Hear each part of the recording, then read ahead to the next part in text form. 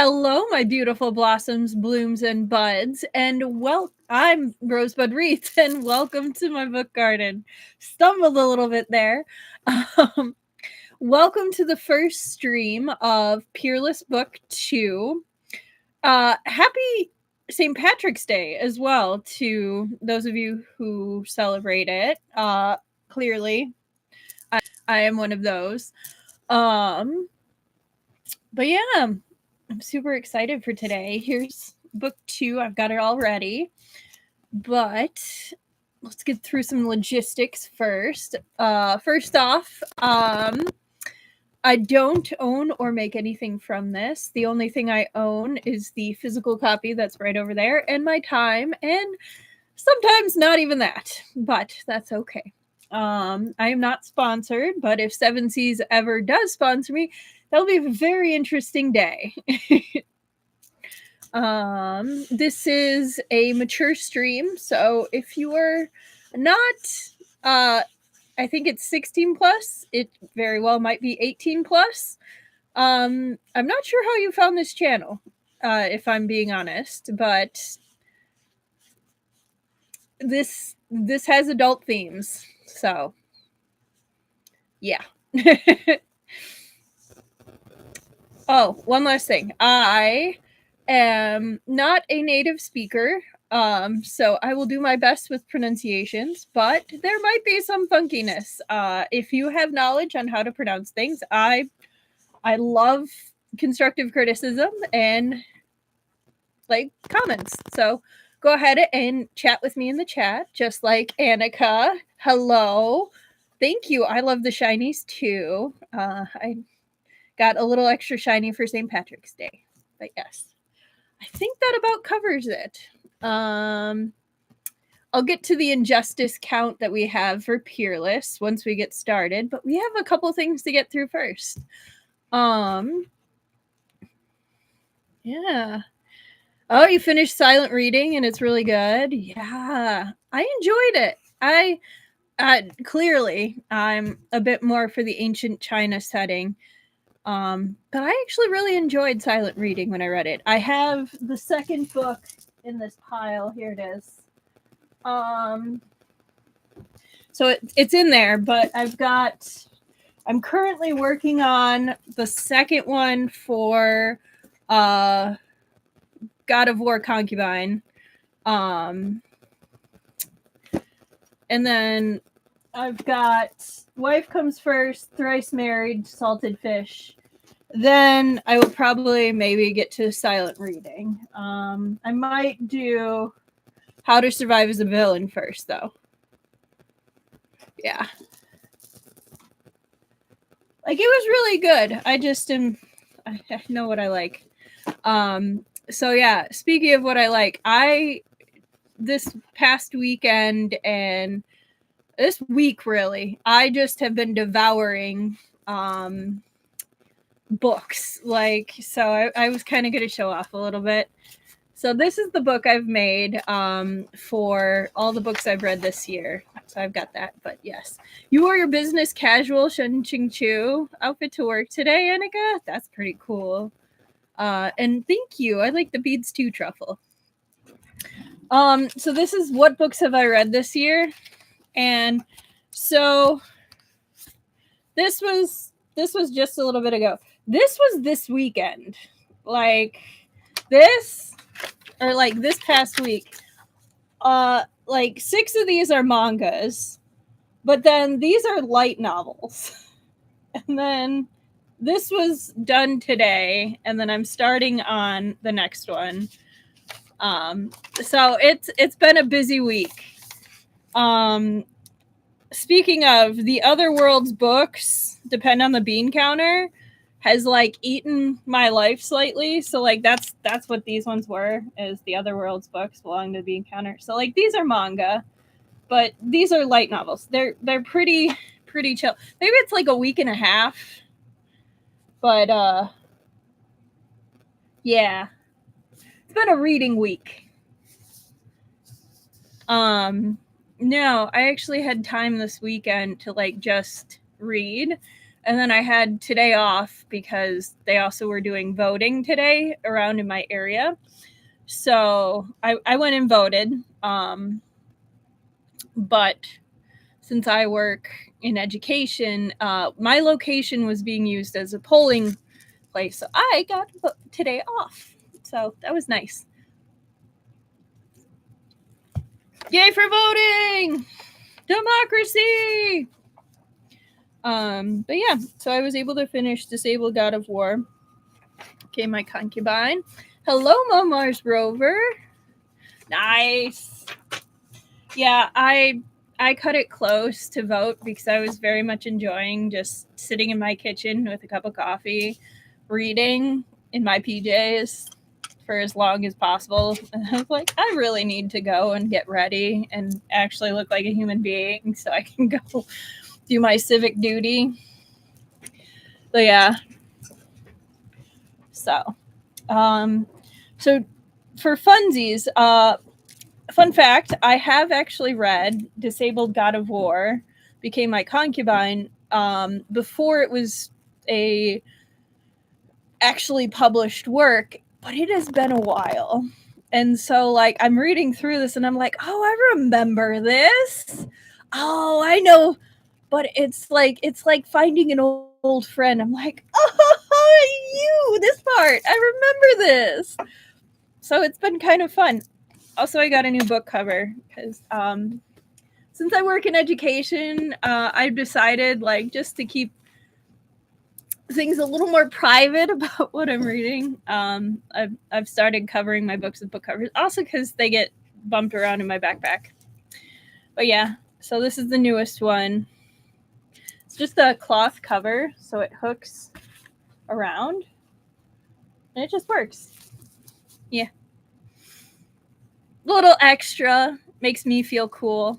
But also then the kids, when they see me reading it, they're like, "Oh, what you're reading? Oh, just something historical thing." Haha. Yeah.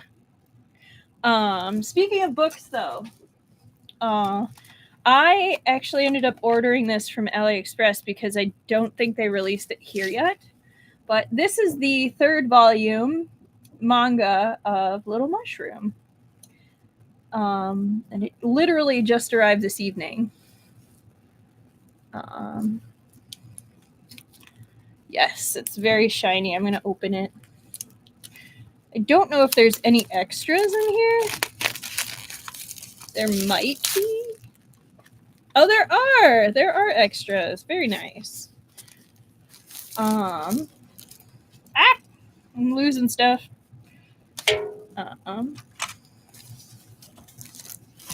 When the 3rd volume actually becomes available, I will probably end up buying that because I have a very special place in my heart for Little Mushroom since it was what started this channel. So when stuff comes out for it, I do end up collecting it. Oh my goodness. I am actually warm for once. But yes. How was everyone's weekend, by the way? I know I've been talking about mine, but like, how's everyone doing? Anything new? Anything old that you just haven't had a chance to share? My goodness, there's a lot. Wow. Oh, I guess this is from like the company that shipped it. I don't know. Can't read it. One of my nibbles has discovered graphic novels. It makes reading around them interesting. Oh, what did they start on? Look at that. So pretty. Oh, I like the subtle little Liu down there. That's cool.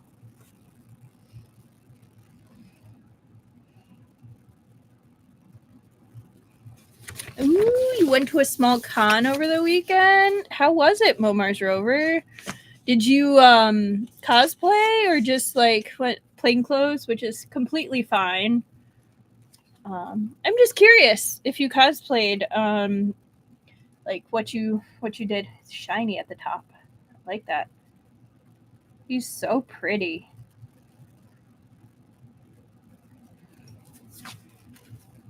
This one's sparkly. Look. I don't think you can see the sparkles, but it is sparkly. Me and my shaky hands. Collection of DC's 52 was taken and I have to hide them for the rest of the weekend. Nice. Oh, you did Lu Binghe and Shen Qingchu. So cute. Wrong, but still right. Lu Fang. Again, so pretty.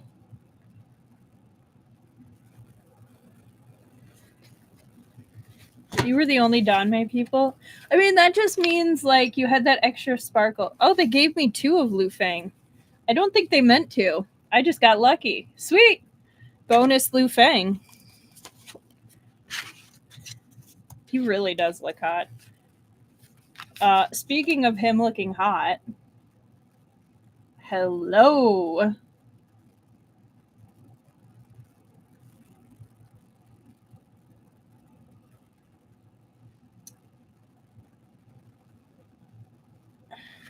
Right? I love his eyes. They're so pretty.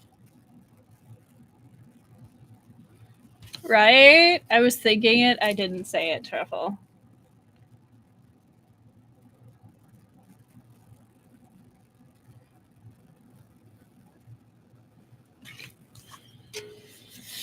Yeah. The pictures are so pretty. But yeah. Oh, the little inside cover illustration's really cute. It's so cute.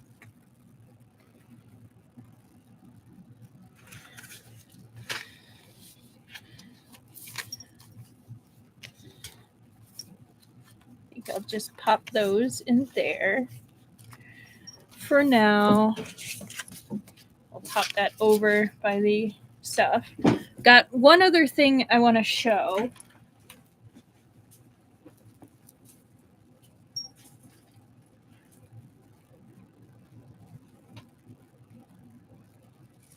There we go. All my things fell off my chair. Of course.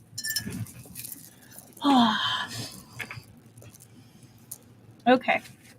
So I know I've mentioned that I'm part of a pin club, a Danmei pin club, and they're fantastic, but their shipping's a little wonky. But finally, I actually ended up getting the first pin that started my whole, okay, I finally need to actually join this pin club, which of course was Wangshin. So this is the pin that arrived today. And it is gorgeous.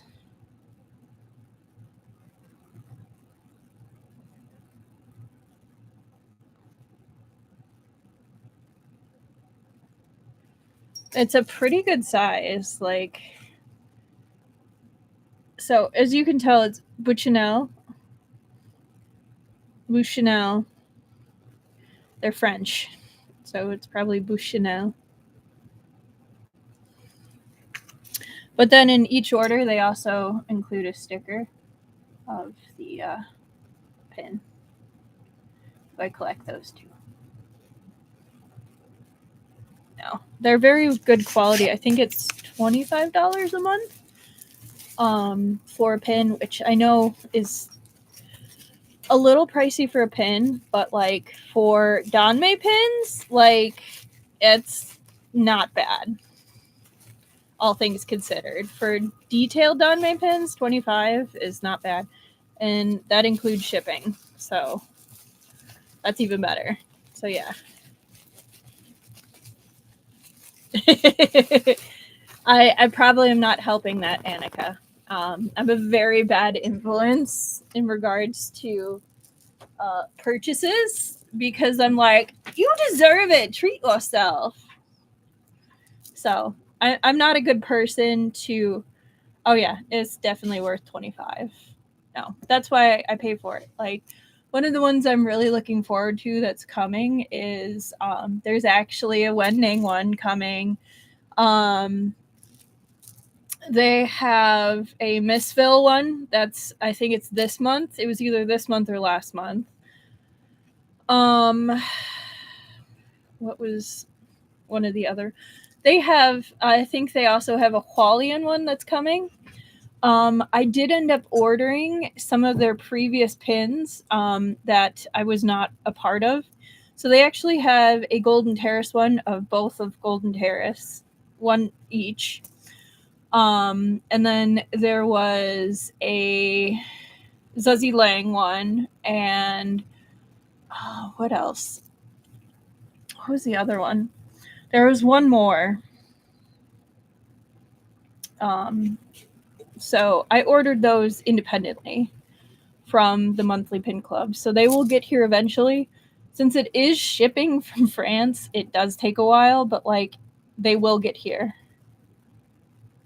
Yes, Erha has a lot of beautiful ones as well. But that is what I have. I'm trying to think of if anything else is happening in my life. Oh, okay. So I told you guys that I was going to figure out the schedule. This week is fine. This week is normal.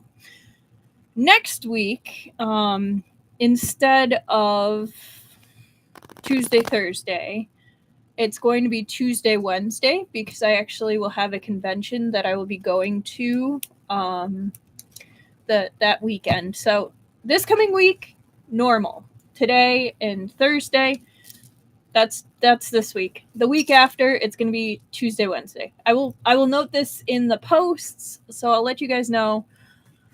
I'll let you know next Tuesday, but yeah, I finally figured out the schedule. I will be going to C2E2, Chicago Comic and Entertainment Expo. I am very much looking forward to it. I get to actually go see some people from the Donmei community that I've met before. But I have some stuff I've made for them, so I've been chatting with them and like soon. My friend and I are gonna carpool, so it's better.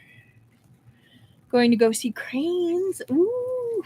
If you have some cool pictures, Truffle, like feel free to post them in the post. Like I'd love to see them. Like it doesn't just have to be Donmei stuff or anything. It could just be like I saw a cool rock and wanted to share it. Like all that. I've been going to this one for many years. I'm a little disappointed in this one. Not gonna lie, they've become more corporate, and I am less excited about that. But I'm still willing to go because there are people that I only get to meet up with at this con. And it's one of the bigger Chicago cons. It's just really a pain in the butt to get to. They used to have a free shuttle from one of the main train stations. Hey, it's totally cool, Truffle. They got rid of the shuttle like 3 years ago, and it's made things a lot harder and a lot more expensive to get to the convention. Which it's a big convention. It really shouldn't have factored in where they needed to cancel it. It was just a money thing, so it kind of was is what it is, but required a little more planning. I had some not great luck with getting there last year, some bad experiences with some of the taxi drivers. But that's why it'll be better this year, and carpooling with a friend. So looking forward to it. I think I might actually be doing one non-Donmei cosplay for the last day of the convention. I might be doing a sexy kind of low-key Aizawa. I've got kind of a black dress, like kind of a slouch dress. I'm gonna use like some white beads, and I've got his goggles that I made before that glow with some red lights. I might even, if I'm inspired, I might even put on a beard.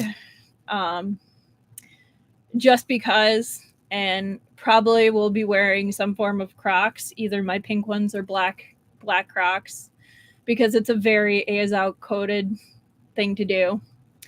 I just know by the last day, like I am wiped and potentially sick, so I don't have it to do so many layers.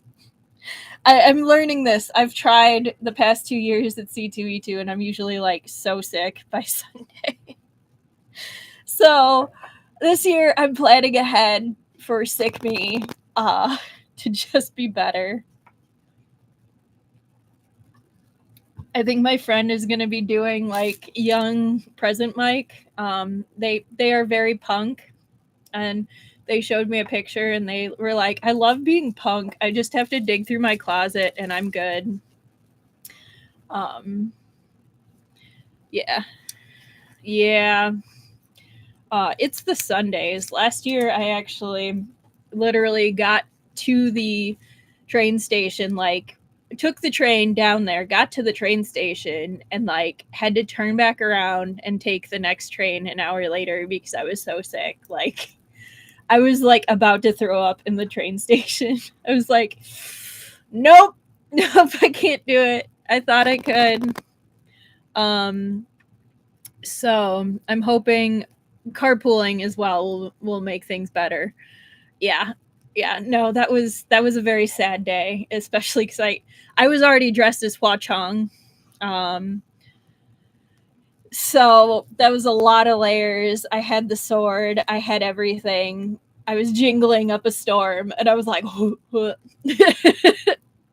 not a fun trip. So, yep, laid right down in the floor in the corner. Oh, yeah, yeah, you know the one. Yeah.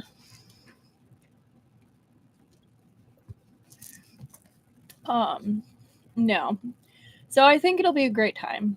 I'm planning pretty simple cosplays. I will be doing Liu for Saturday. I'll be debuting Yen Wuxi Sunday or Friday will be Liu. Saturday will be Yen Wuxi. Um, and then probably Sunday will be Aizawa. Yeah. So it'll be a good time. I don't even know if I'm going to bring my Hua Chong. I'll probably bring my Hua Chong cosplay, but I think I'm really excited about doing Aizawa, like sexy, like kind of elegant Aizawa. Yeah, I will definitely share pictures. This friend that I'm going with, there's a special spot we go to every year for C2E2, and they get the best pictures. It's got fantastic lighting. It looks really cool. We can get full body shots. So we always go to this one spot to get pictures. So I will definitely post up pictures. Might be like the Monday of, just so I recover a little, but yes, definitely will post pictures. Okay. We have one more thing to do before we get started. So since this is the first episode of a new book, blind box. Okay, so we have quite a few of these. I know we definitely have this one. I know we have this one. We got this one not too long ago. I think, which one did we get last time? Are we doing this or was it the other one? Oh, wait. I'm supposed to do the other one. Hang on. I'm going to switch it out.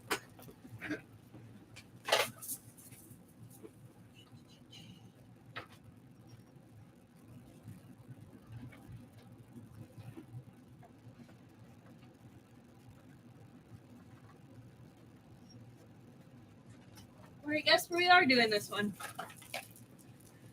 All right. It'll be fine.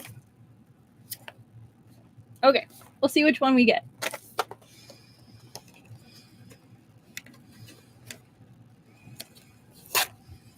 My glasses are actually clean today, so they're very much distracting me. So they're shiny. I actually clean them before stream. Okay.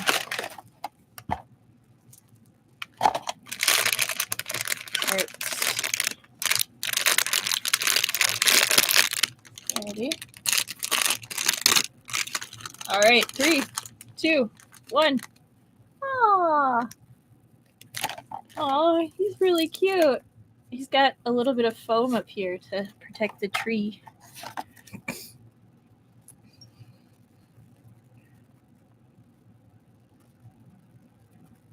So cute. Does he have a little tail? He does have a little... Or is that a fish? I can't tell if it's a fish or his tail. I think it might be a tail.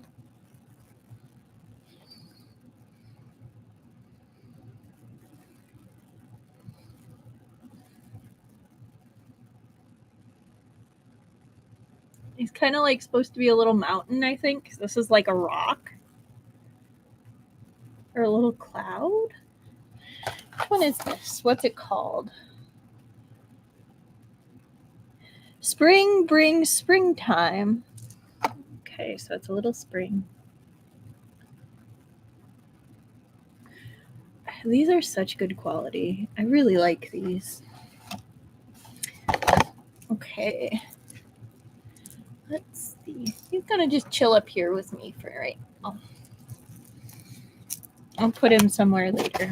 So now we have our little bookmark for this book. Whoosh. Okay. All right.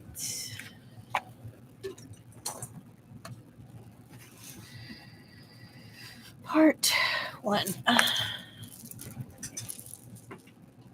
All right. Boop, boop, boop, boop.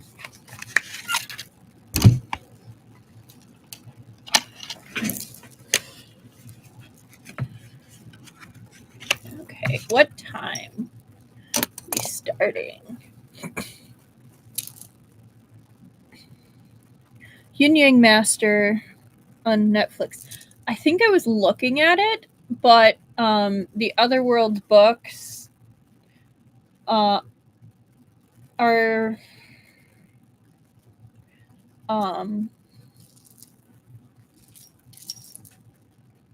based on the bean counter. Or the Otherworld books depend on the bean counter. I was like, there's that one word. Omayoji? I think I've seen it.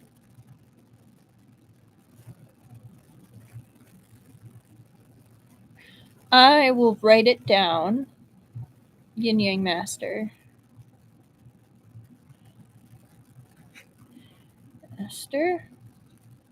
Because I do have Netflix. So I will look that up. Let's see. So, last time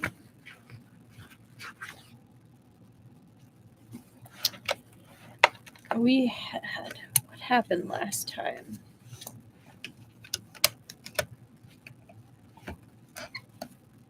Oh, the first one's gone. Okay, I mean, I'm sure I'll be able to find it.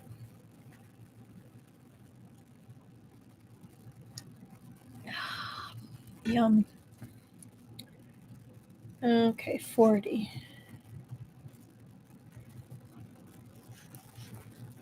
29.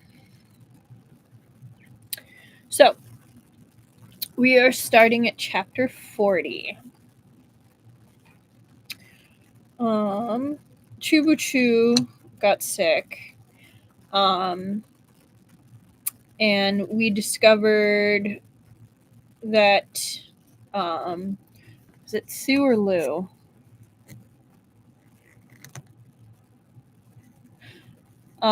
Sue. Lady Sue. Or this is with Su Shing. We found out that Su Shing was one of the people, or the person, that killed the envoy, the diplomat, and was also Gogieron. And such. They did find the actual jade, but the issue is it is significantly smaller than it should be because Meow you actually absorbed quite a bit of it. So that's a problem.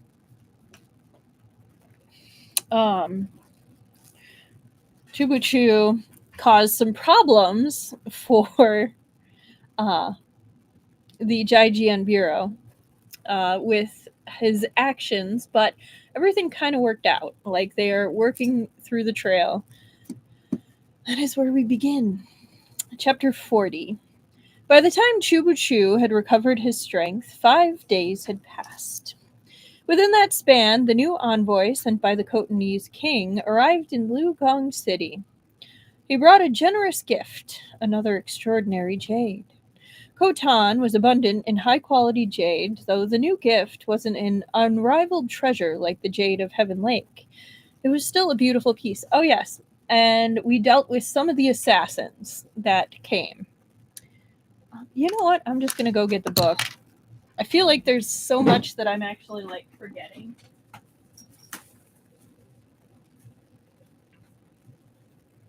Okay. I just feel like we need more of a summary. Okay. So last time we had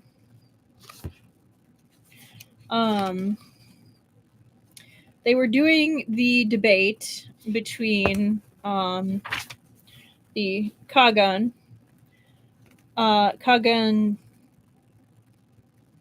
and Appa Kagan's Kagini. No, that's not the right word. Khatun. And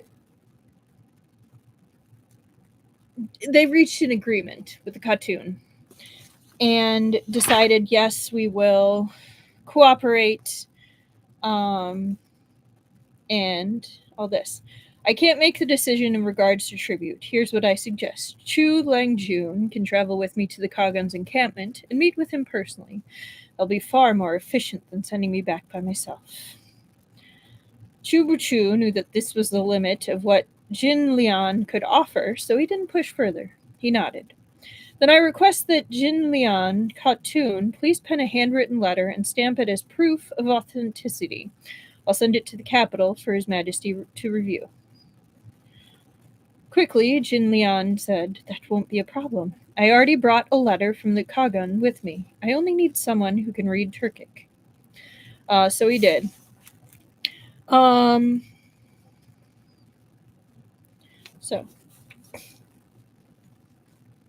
they also then discuss some issues. Some of the assassins show up, and this. The assassin, Faux Air, burst onto the roof. His aim wasn't to escape or even to rescue his disciple. Instead, he raised his palm and struck down on the roof tiles beneath his feet. And it collapsed the roof.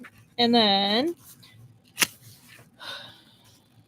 everyone was okay, but how did Deputy Chief Feng allow Foer to escape? Chubuchu asked with raised eyebrows. Of course, it's because I saw you buried beneath the rubble. My heart burned with worry, and all I could think of was saving you. Choo-choo, it's really too unkind for you to complain. And so there's that aspects.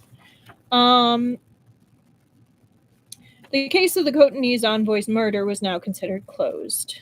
Though some unknowns remained, Su Xing and Qin Miaoyu had been captured and the jade retrieved. And in line with their agreement, Feng Xiao was to acknowledge the Shu Yue Bureau's contributions in finding the jade and the murder.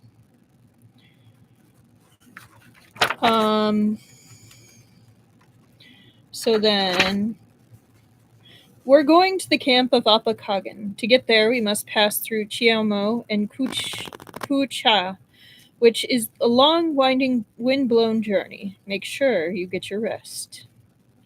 So that's where we're going. Worry not, Khatun. I may be ill and my body may be frail, but there's enough life in me yet to make it to the Khaganate. Qiao Xian will accompany us as well. She's skilled in medicine, so there's nothing to worry about. He gestured for Qiao Xian to bring a scroll, which he slowly unrolled under the eyes of Jin Lian and Feng Xiao. This is a map? Jin Lian looked at the densely crammed annotations. The map looked familiar, though she couldn't tell precisely what it depicted. So the map was a gift for Apakagan. It was a show of goodwill because maps are highly valuable. But it was also kind of an implicit threat of, hey, we know where your stuff is, and if you go against us, we know where to attack. So that was the implicit threat, along with the gift. And so, Great Sue has grasped the terrain of the Western Khaganate. We can become your ally, or we can become your enemy. This move of carrot and stick, incentive and threat, was horribly clever. Feng Xiao couldn't help but sigh once more. Why couldn't such a talented man belong to the Jijian Bureau instead? Okay, so that is where we left off. Sorry that was so chaotic and messy. I just was like, I feel like we need a better place since we're starting on a new book of where did we leave off? Okay, now chapter 40. By the time Chubuchu had recovered his strength, 5 days had passed. Within the span, the new envoy sent by the Khotanese king arrived in Liugong City. He brought a generous gift, another extraordinary jade.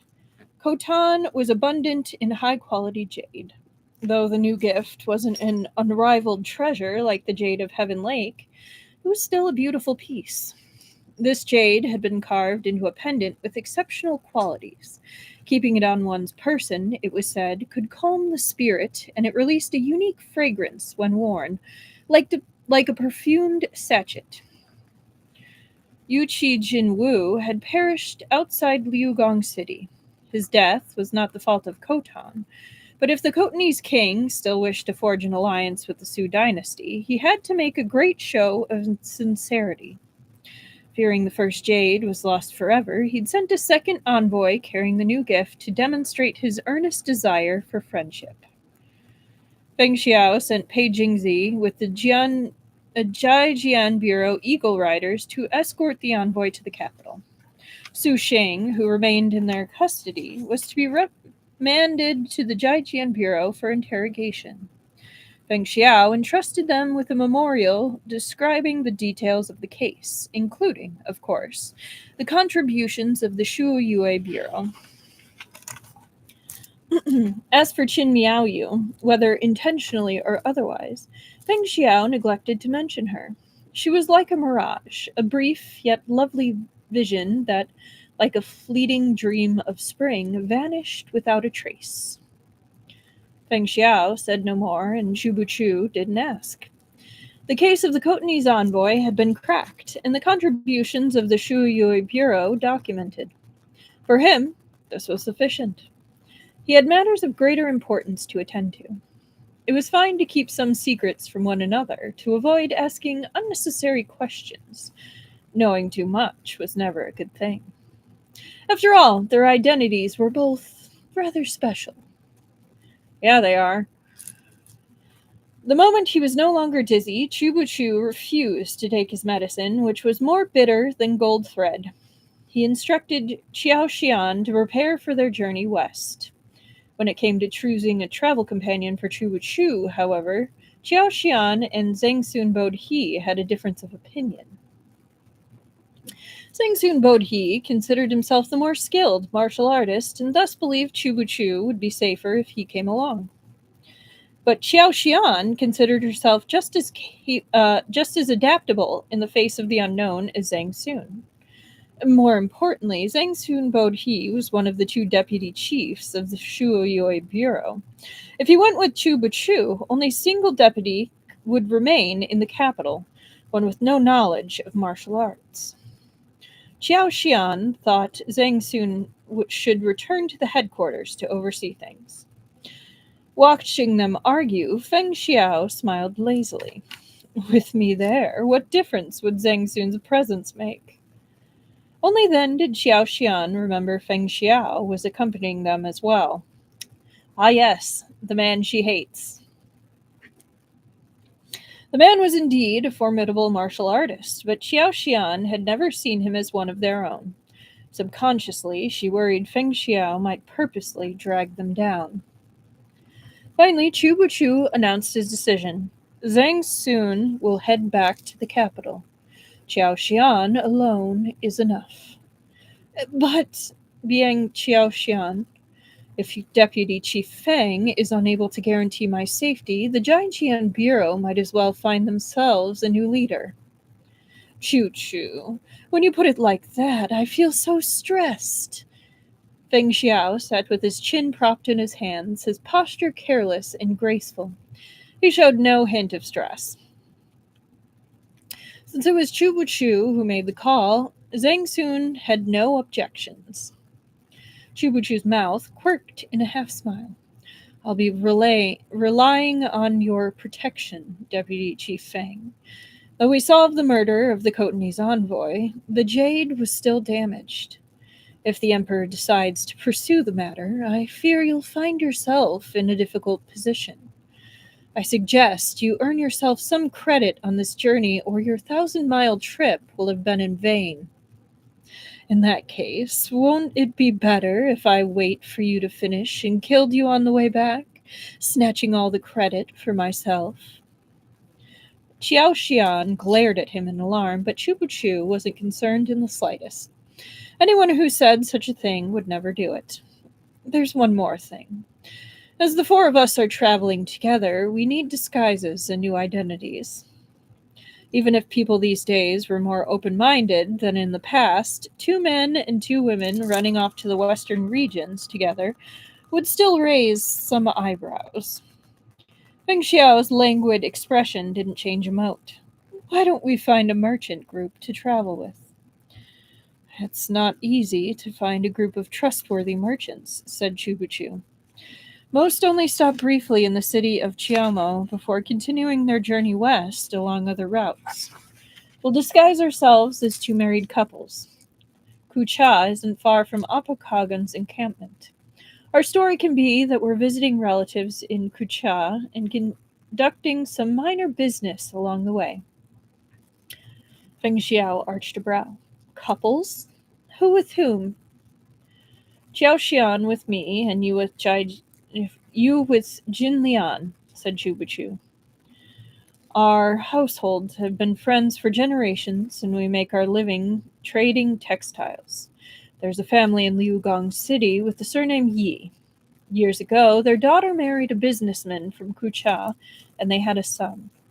Now that son is grown, he's bringing his own wife to Kucha to visit his parental aunt at the behest of his parents.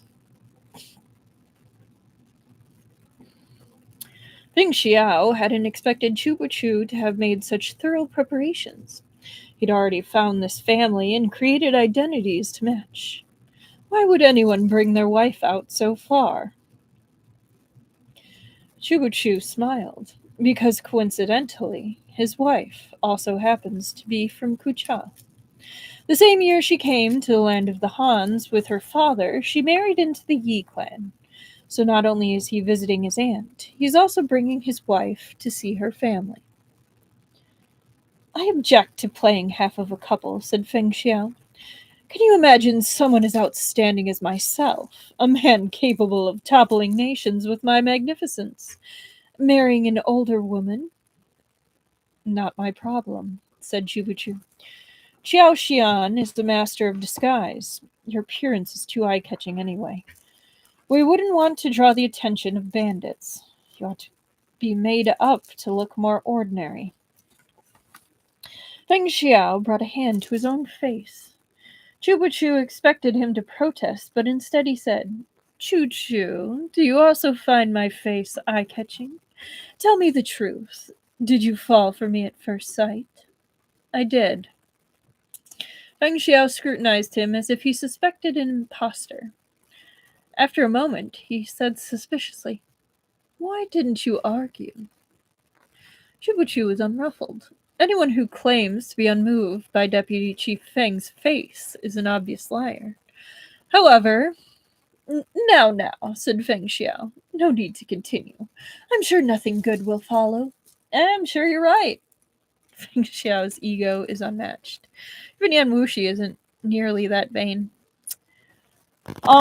He's also not really I hesitate to say that thirsty, but like it feels like young Yan Wuxi. Like Yan Wuxi is older and he's like past the flirty. Like he's definitely flirty, but he's past like the flamboyant flirty. He's on to like old man flirty where it's like, I know I'm hot. I don't need your acknowledgement. Um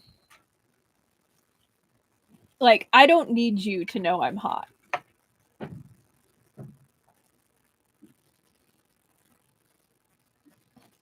If that makes sense. Jubuchu smiled. However, after spending a day with you, any normal person would be forced to give up on their fantasies, no? Yeah, except with Shen Qiao. Shen Qiao, he's like, I'm gonna break your spirit and make you something. Like, I'm going to make sure you know that you cannot escape my attention. I will insert myself into your life whether you like it or not.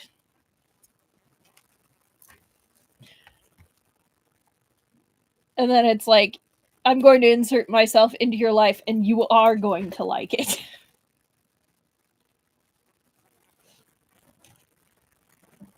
Okay. Feng Xiao was speechless. Oh, I forgot to do the injustice counts. Injustice to service workers is currently at 15. Justice to service workers is at 1. Injustice to animals is still sitting at 2. Injustice to innocents moved up to 3 last time. And injustice to Pei Jingzi just by himself is 18. Yeah. He spent the entire day ruminating over Chubuchu's words. On the way back to his residence, he couldn't resist asking Pei Jingzi, what do you think? Was he praising or insulting me? The corner of Pei Jingzi's mouth twitched. From a certain point of view, it could be considered praise. Feng Xiao hummed in affirmation. I knew it. He's trying to cover up his faltering heart. He chuckled. The chief of the Shuiyue Bureau, a rare genius, has fallen for me. Surely anyone in my shoes would be delighted. In deference to his feelings, my venerable self shall deign to travel with him. Yeah, poor Pei Jingzi. Pei Jingzi wished very much to remind him, Sir, did you forget the last part of what he said? The first part was hypothetical. The last part was the main point. What Chubuchu had been implying was this. No normal person would fall in love with Feng Xiao. But Feng Xiao had already selectively forgotten both the last half of the statement and Pei Jingzi's reaction. He hummed a little tune as he sauntered towards his quarters. Tonight, he was sure to have a lovely dream. And we have a critical failure of reading the room. Yes. Chubuchu didn't know what wonderful dream Feng Xiao had, but he did observe the next day that Feng Xiao's face was bright and dewy, his complexion practically glowing. Jin Lian was no blushing maiden, and she looked at Feng Xiao plenty the day before. Yet, upon seeing him in the light of a new day, she was overwhelmed. It was as if someone had shoved a bouquet of flowers in full bloom right before her eyes, their splendor and radiance stamped into memory for the rest of her life. Gok Turks had strong features, and they valued strength of the body as well. Their men were broad and strapping. None of them were like Feng Xiao, so stunningly beautiful. Feng Xiao's beauty was all the more exceptional because it wasn't the delicate kind. His lovely face concealed a power capable of ending anyone's life. Even at her age, Jin Lian Khatun couldn't stop her heart from fluttering. Oh, watch out, lady, you're married.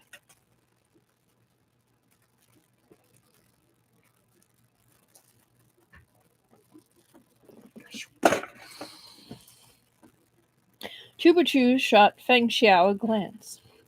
Why did he feel this oleander spirit had grown more provocative overnight? How he was flirting in broad daylight. Catching him looking, Feng Xiao returned his gaze with a brilliant smile. Because you admire me so, he thought, I'll let you take a few more glances. For his part, Chubachu found the exchange entirely baffling. What was this man thinking? Feng Xiao had been blessed by the heavens from birth. His appearance was dazzling, his martial arts incredible. His intelligence outshone the vast majority, and he naturally viewed everyone else as beneath him. Over the 20-plus years of his life, countless men and women had fallen for him, even a royal princess among them. Yet he considered none deserving of his attention. Those he saw as intellectual equals and worthy opponents were fewer still. If Foer, the foremost martial expert of the Gokturk Khaganate, learned that Feng Xiao only considered him halfway to an opponent, he'd probably fall over dead from rage. Oh, you better let him know then. Chubachu was the exception. The pair of them had gone head-to-head several times, and though Feng Xiao had never suffered unduly, neither did he gain much advantage. He'd even been roped into this journey to the Khaganate with Chubachu. Such a thankless errand hadn't featured in any of Feng Xiao's plans, but here his perfectionist tendencies had fully manifested. He'd been involved in this matter from the start and was unwilling to abandon it halfway. Plus, if he used this opportunity to observe the arrangements the Shuyue Bureau had made within the western regions, perhaps he could turn the situation to his advantage. Time and again, he found himself making exceptions for Chubachu. This alone was proof of the man's singular status. In Feng Xiao's eyes, though Chubachu could not be considered a friend, he could be counted as a worthy opponent. The man lacked even the strength to truss a chicken. He was plagued by illness and spent half his time at death's door. Yet this contrast made his pervasiveness and resourcefulness shine all the brighter. He likes his brain. Feng Xiao had to admit he was growing more and more interested in Chubachu. He was looking for more chances to challenge him, and this trip to the western regions ought to provide plenty of opportunities. At Chubachu's insistence, Qiao Xian disguised Feng Xiao. Unfortunately, Feng Xiao had been born with a pair of exquisite eyes. No matter how she adjusted his appearance, it was impossible to conceal them. She could only direct her efforts elsewhere, darkening his skin and dressing him in a set of rough-spun clothes. But Feng Xiao's expression turned stormy when Qiao Xian tried to rub dust and grass into his hair. He rejected her firmly. That's enough. Turning the porcelain of his skin into sun-beaten tan was already pushing the limits of what he could endure. Qiao Xian was dissatisfied. What kind of merchant family could produce someone with hair like yours? A family busy trying to make ends meet wouldn't pay that much attention to their appearance. Chubachu had changed his clothes, but his face was delicate and refined. He looked no more like a merchant than Feng Xiao. Xian made several adjustments, and now he appeared appropriately crude and sleazy. He knew Feng Xiao's neurotic obsession with cleanliness had flared up again, so he took a slow sip of tea before saying, I have a proposal. A way you won't need to dirty your hair or darken your skin. Feng Xiao raised a brow and waited. He knew with absolute certainty that Chubachu's idea wouldn't be to his liking. Sure enough, Chubachu said, disguise him as a woman. Let's have a beautiful young lady. There it is. Halfway through the chapter, I remembered that Chubachu made that suggestion. All right. Of course, it was going there. 54:45. Chapter 41. Members of the literati who wish to lambast someone often condemn them as shameless, corrupt, despicable, or a scoundrel.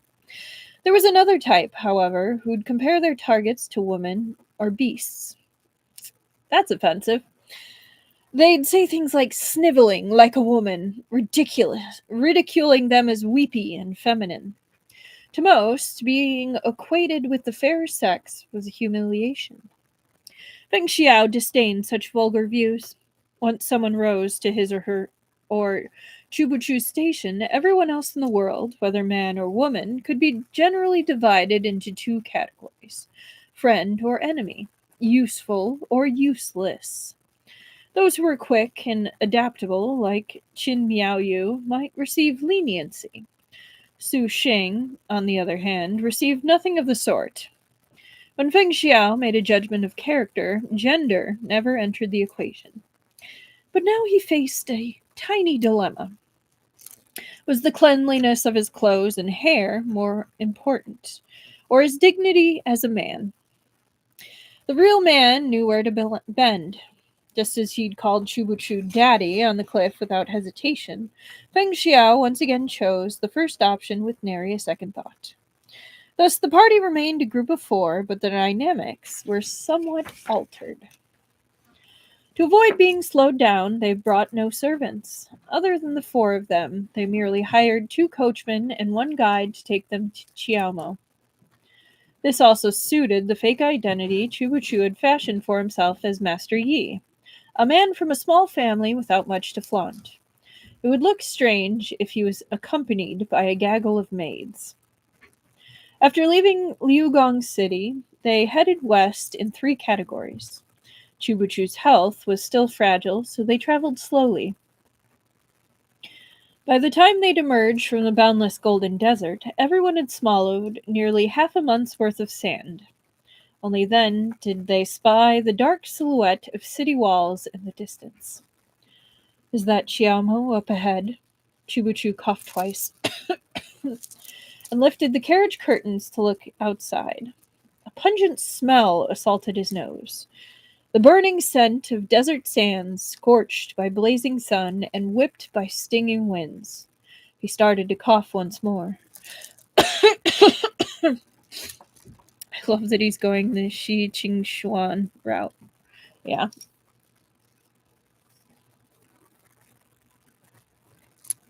A hand reached over and drew the curtain shut. Your lordship's health is poor. Don't expose yourself to the sands. Your wife will worry if you fall ill again.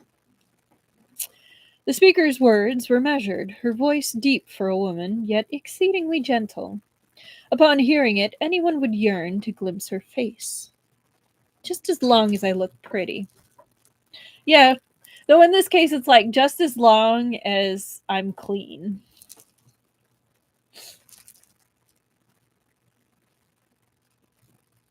Anyone that was but Chubuchu. He failed to turn his head at the sound of her voice, and his coughing increased in violence. Watching his plight, not only did the speaker not stop, her enthusiasm seemed to grow. Oh my, look at you, my lord. Your wife said just a few words and you've worked yourself up again. Once we enter the city, let's find an inn to rest in. Your wife will help you expel all that unhealthy internal heat. Chubuchu slowly turned his head, his face a perfect blank. Expel heat. How? That's travel makes such things so inconvenient. Your wife can see how you've been denying yourself. Once we're at the inn, I'll be able to serve you well. Chubuchu stared at her, and she flushed a rosy pink. Must your lordship make me say it so directly? I'm still a lady, you know. If others hear, they'll take me for a dissolute woman. Chubuchu felt his head throb. He rubbed at his temples. There are no others here. Can you please speak like a human? Is your wife speaking, if not like a human? The woman said, aggrieved. They said after 3 years of marriage, even the famous beauty Dio-chan would look like a sow to her husband. To think your lordship was this kind of man. This woman was tall and slender. Even sitting cross-legged, her presence made the carriage rather cramped. Her glossy raven hair was gathered in a loose bun at the nape of her neck. a recently popular style. A glimpse of red braided string shone through, imparting a brighter glow to her already fair skin. Though her features weren't as soft as those of Jiangnan women, she was no less fair or lovely for it. As the saying went, beautiful skin concealed all flaws. Here was a beauty who could dazzle at the first glance, so much so that one would forget all other blemishes. Unfortunately, Chubuchu didn't appreciate this beauty at all. If he could, he would have kicked her right out of the carriage. Hello, Esper Lady. We are only on chapter or the second chapter of this book, so we have literally just set off and reached the part where Feng Xiao decided to dress as a woman. So that is where we are now.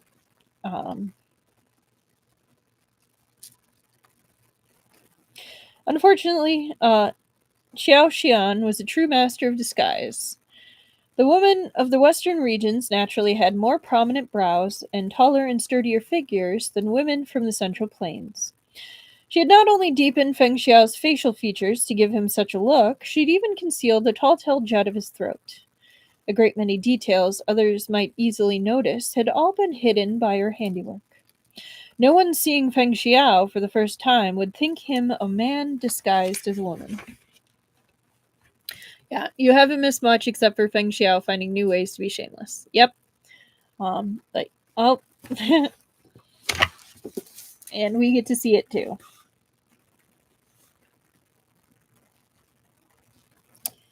It is a very Shen Qing Chu. Or,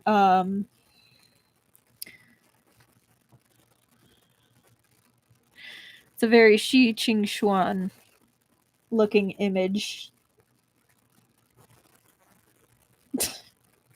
For Chubuchu.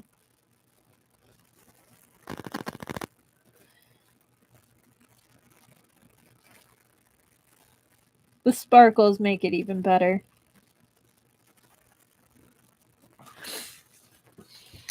Can't deny that he makes a pretty woman. He does make a pretty woman. He makes a very pretty woman. After Feng Xiao had agreed to the disguise, he demanded Chubuchu take the role of his husband, Master Yi Yang. Thinking it would be good for a laugh, Chubuchu agreed. But before they'd been on the road for half a day, his heart was filled with regret. I imagine it was. Alas, regret was one ailment for which there was no cure. He had no choice but to endure. Now that Chiamo was in sight, his ears would finally experience some peace. The city of Chiamo was a significant link between east and west, but it was far from the central plains. The Su dynasty had been established for only 3 years, and in that time, most of the imperial court's energy had been directed toward the Khaganate and southern Chen. They had no thought to spare for the small oasis town lying in uncertain territory. Oh yeah, Chubuchu's expression is fantastic. He is so done with his shit.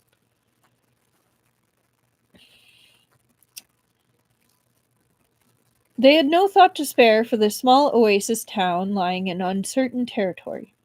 Even so, last year the emperor had decreed that Xiaomo be made an official county under his rule.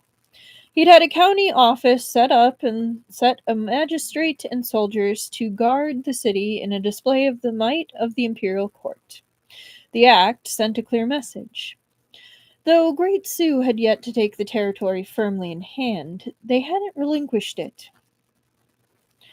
More than 30 years ago, when the Western Wei dynasty had conquered the kingdom of Shanshan, the king of Shanshan led his people in an exodus and settled down in Xiaomo.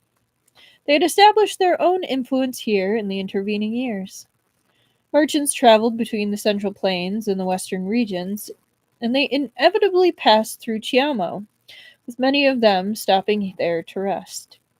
Over time, this important waypoint had become an area with which the three factions vied for power. The first was Gao Yi, the magistrate appointed by the Su dynasty. The second was Sheng Mao, a descendant of the king of Shanshan. And the third was Duan Chi Hu, a wealthy merchant from the western regions. Chi Hu. It was obvious how the first two came to power. Gao Yi had been sent by the Su dynasty to stake a claim on the city. Though he was only a county magistrate, he'd brought soldiers to back him. Next was Xing Mao. Though their kingdom was no more, the king of Shanshan and his descendants had held sway over the city for 3 generations. Xing Mao was his eldest grandson, and it was said that the Shanshan diaspora within the city revered him as their king. I'm going to look up that word because it's different. I'm guessing it's like the population of diaspora, but I'm curious about the exact meaning. So, 1 second. Diaspora.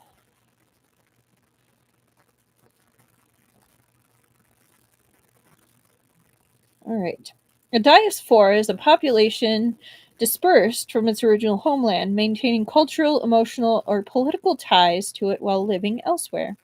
Caused by forced displacement, war, persecution, or voluntary migration, work, and education, diasporas impact identity by creating blended cultures and drive economic development via remittances.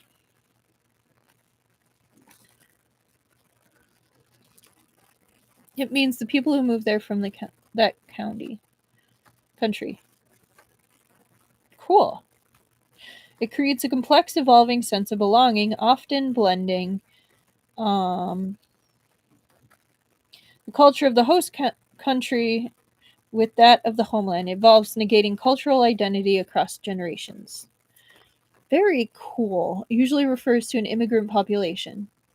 That's my fun fact of the day. Nice. Okay. As for Duan Chi Hu, he'd gotten his start as a common bandit. This man had roamed the western regions in his youth, plundering settlements and striking fear into the hearts of decent folk. Merchants passing through the western regions had 2 options upon meeting him: pay up or lose their lives. Later, Duan Chi Hu retired from banditry and settled down in Xiaomo. His reputation, however, remained. No one dared underestimate the notorious former bandit of the western regions. Duan Chi Hu dabbled in business both above board and underground, and his influence within Qiamo was deep and unshakable. Compared to the latter two, county magistrate Gao Yi was no doubt the weakest. Or so things stood when Chubuchu's group entered the city of Qiamo. People of all ethnicities, riffraff and common folk from every trade, mixed in Qiaomo's busy streets.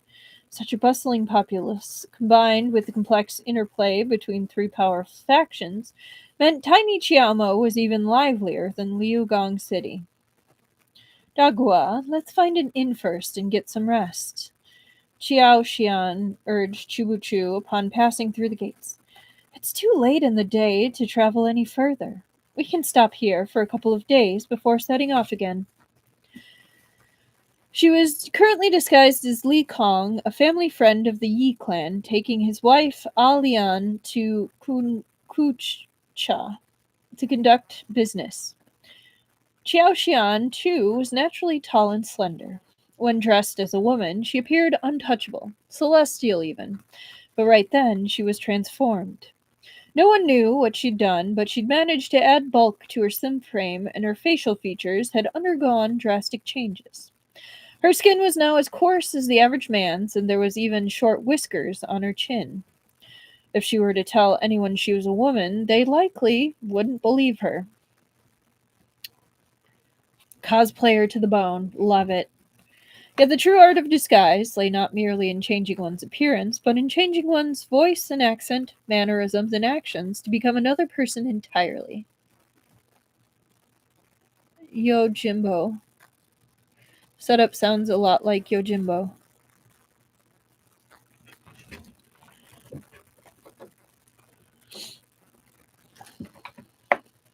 Uh, the level of transformation was beyond what even Chu Chu could achieve, yet Xiao Xian had done it. Her current accent was that of a born and bred resident of Liugong City. She waited for Chu Chu's nod, then instructed their guide to recommend a local inn. It doesn't have to be the grandest, but it must be the most comfortable, she said. My brother's health is poor. He needs good rest. Her voice was brash and booming, clashing completely with her previously chilly demeanor. Even Feng Xiao, who'd grown accustomed to hearing her speak this way over the course of the journey, shot her another glance. Had she still been that aloof and icy beauty, she could have expected to draw attention or even harassment. Now she had no such problem. If anyone here was to draw attention, it wouldn't be Qiao Xian, who'd practically switched faces entirely, or the matronly Jin Lian. All eyes would be on the fair lady Feng Xiao. The guide wasted no time leading them to an inn. You Hans won't be comfortable at the inns run by Kucha or Shanshan people. This inn has been open 5 or 6 years. I've guided several people who stayed here. Jin Lian had passed through Chiaomo on her way from the Khaganate to Liugong City, but she'd had guards to take care of everything then and hadn't troubled herself with the details. This time she was with Chubuchu, so again she didn't bother with them. She merely nodded, ready to follow Qiao Xian inside. Wait, Chubuchu said suddenly. The rest of the group stopped and looked at him. What's this? Chubuchu pointed towards the inn's entrance, where a wooden sign was nailed to the door pillar. The sign was about the size of an infant's palm and carved with a crescent moon, upon which the bottom point was perched a swan. Few people noticed such a small sign when entering the inn, and even if they did, they didn't think much of it. Within the Central Plains, plenty of guest houses opened multiple branches and marked them with their personal emblems. They simply believed this moon was a similar trademark. The guide smiled. You're from the Central Plains. You must know many inns use their own symbols. Well, that's cool. Chubuchu's expression was indifferent. We asked for a comfortable inn, not an inn that will bring us trouble. That swan. You brought us to one of Duan Chihu's inns. Did his people bribe you? The Hu in Duan Chihu means swan. Foreign merchants were always susceptible to cons or other mischief, especially when traveling anywhere for the first time. Due to the complex politics of Chiemo, even booking an inn was tricky. Duan Chihu and Xingmao had a perversive influence that ran through the entire city. They controlled not only inns, but horse and donkey rentals, restaurants, and other necessities of travel. Jianghu wanderers had little to fear from such places, and various opportunists and criminals purposely chose to stay at Duan Chihu's inns. In this way, they could avoid the eyes of Sioux officials as they trod in legal gray areas and peddled in various kinds of information. But as for law-abiding merchants and common civilians, it would be best to avoid such establishments, even if it meant staying at a more expensive inn. Chubuchu's group had nothing to fear from this place, but they weren't looking for trouble. It was much better to keep a low profile. If they were to maintain their guise as honest civilians or citizens, there was no way they could stay in Duan Chihu's territory. The guide hadn't expected Chubuchu to be so knowledgeable. He laughed dryly. Just trying to save you some money, my lord. Qiao Xian stepped forward and clasped him on the shoulder. Bring us to a safer inn. The gesture was understood, but the instant Qiao Xian's hand landed, the guide felt a burst of excruciating agony. His face twisted, yet when he tried to cry out in pain, he discovered he couldn't make a sound. Only then did he realize how severely he'd misjudged these merchants. This group had seemed entirely ordinary and inconspicuous, but they were no easy marks. If you can't do it, we'll find someone else, said Xiao Xian. The guide didn't dare equivocate. He nodded furiously, fighting back tears. See, I wouldn't call this injustice to service workers because he did try to scam them. So, like, that's his fault. So I'm not giving it to him.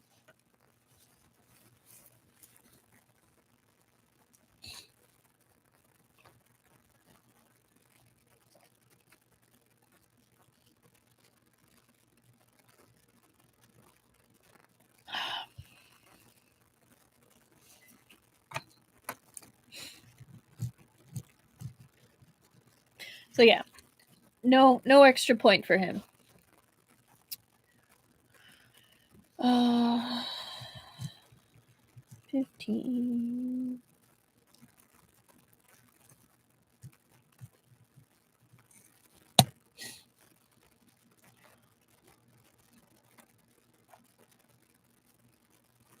Okay. Chapter 42. Unsurprisingly, the guide hadn't been entirely truthful. People from all walks of life gathered in Xiaomo. There were plenty of inns around, all in competition for customers passing through the city. The guide had noted this as well and taken advantage of his job showing merchants around. He'd bring them to this particular inn in exchange for a small commission. Guest houses like this one, the Tianfu Inn, were shady establishments. It wasn't uncommon for valuables to go missing, and just making it out in one piece was considered lucky. Merchants who stayed there would write off these small losses as the price they paid for peace of mind. They didn't want trouble, so they didn't report anything. And even if they had, it wouldn't have made a difference. Magistrate Gao wouldn't overstep in Duan Chi Hu's territory. As far as merchant convoys went, Chubuchu's party wasn't particularly large, but their food, lodging, and clothes made it clear that they didn't lack for money. They were fat lambs begging for slaughter. Perhaps they had kept too low a profile.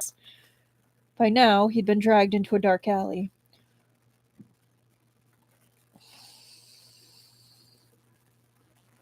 Sorry, hang on. By now, he'd been dragged into a dark alley. He took in Chu Buchu's words and Xiao Xian's shadowed, expressionless face. He assumed they were going to silence him and was flooded with terror. Have mercy, my lord! This lowly one was too blind to see what was right in front of my face. I have a family to feed. I was threatened into doing it. My lowly self was no match for them. I beg your lordship, give me another chance. I'll take you to a respectable inn. A perfectly respectable one. Xiao Xian's voice was cold. Business is business. Losing our patronage will make little difference to you, but try to deceive us again. Light flashed from her sleeve, dazzling the guide. He realized it was the glint of a dagger and almost burst into tears. I'll be honest, he said miserably. It's the start of spring and the roads are beginning to thaw. The city is teeming with traveling merchants at this time of year. Most of the inns are full. If you're looking for rooms, this is the only kind that's available. Qiao Xian frowned slightly and glanced toward Shubuchu. Influential local powers ran most of the inns here. The Shuyui Bureau had a secret base of operations in Qiaomo where they could send and retrieve information, but it wasn't somewhere they could stay. At this point, the guide seemed to be struck by a flash of inspiration. There's one inn that might have rooms, but... Spit it out, Xiao Xian snapped. But it's cursed, wailed the guide. Feng Xiao spoke up in a sweet falsetto. This Tianfu Inn is so chaotic. Look at all those people coming and going, so crowded and sweaty. I just know it'll stink to the high heavens in there. This wife can't abide it. My lord, you're a trusting man, but you've never been superstitious. Let's have a look, shall we? Chubuchu looked at her askance as if to say, You're the one who wants to go. Don't drag me into this. Feng Xiao smiled back. There was nothing terrifying about the smile. Upon a closer look, might even call it charming. But only those who'd never seen Feng Xiao's true self would think it so. Chubuchu, Qiao Xian, and Jin Lian looked away as one, turning their heads in a perfect accord. They were like, nope, Don't want to deal with this. The guide, who knew nothing about Feng Xiao, was stunned. How fortunate this man from the Yi clan was to have married such a stunning beauty despite his sickly, lethargic demeanor. Though judging from his appearance, he'd have difficulty fathering a child. Harsh. I know I didn't say it out loud, but ouch, man.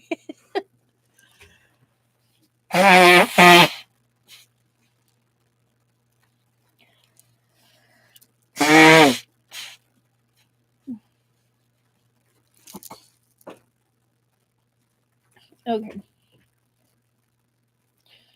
Though judging from his after his previous mishap, the guide didn't dare put a toe out of line.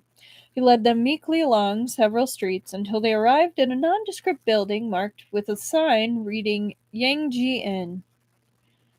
Chiaomo was a remote city, home to a melange of people. Even their businesses brushed shoulders. The Yangji Inn, perched on the edge of a residential district opposite a row of small eateries, frequented by men and women in Han dress as well as merchants in foreign garb. Evening approached. The eateries were bustling, and the clamor of stall keepers and customers rose and fell. On the residential side, children scurried home from playing as their mothers called them back for dinner. Some drew water, some returned from work, some waved and chatted with their neighbors. All these scenes blended, creating that legend upon the sands, the city of Chiamo. Fugitives often fled here, and it wasn't hard to see why.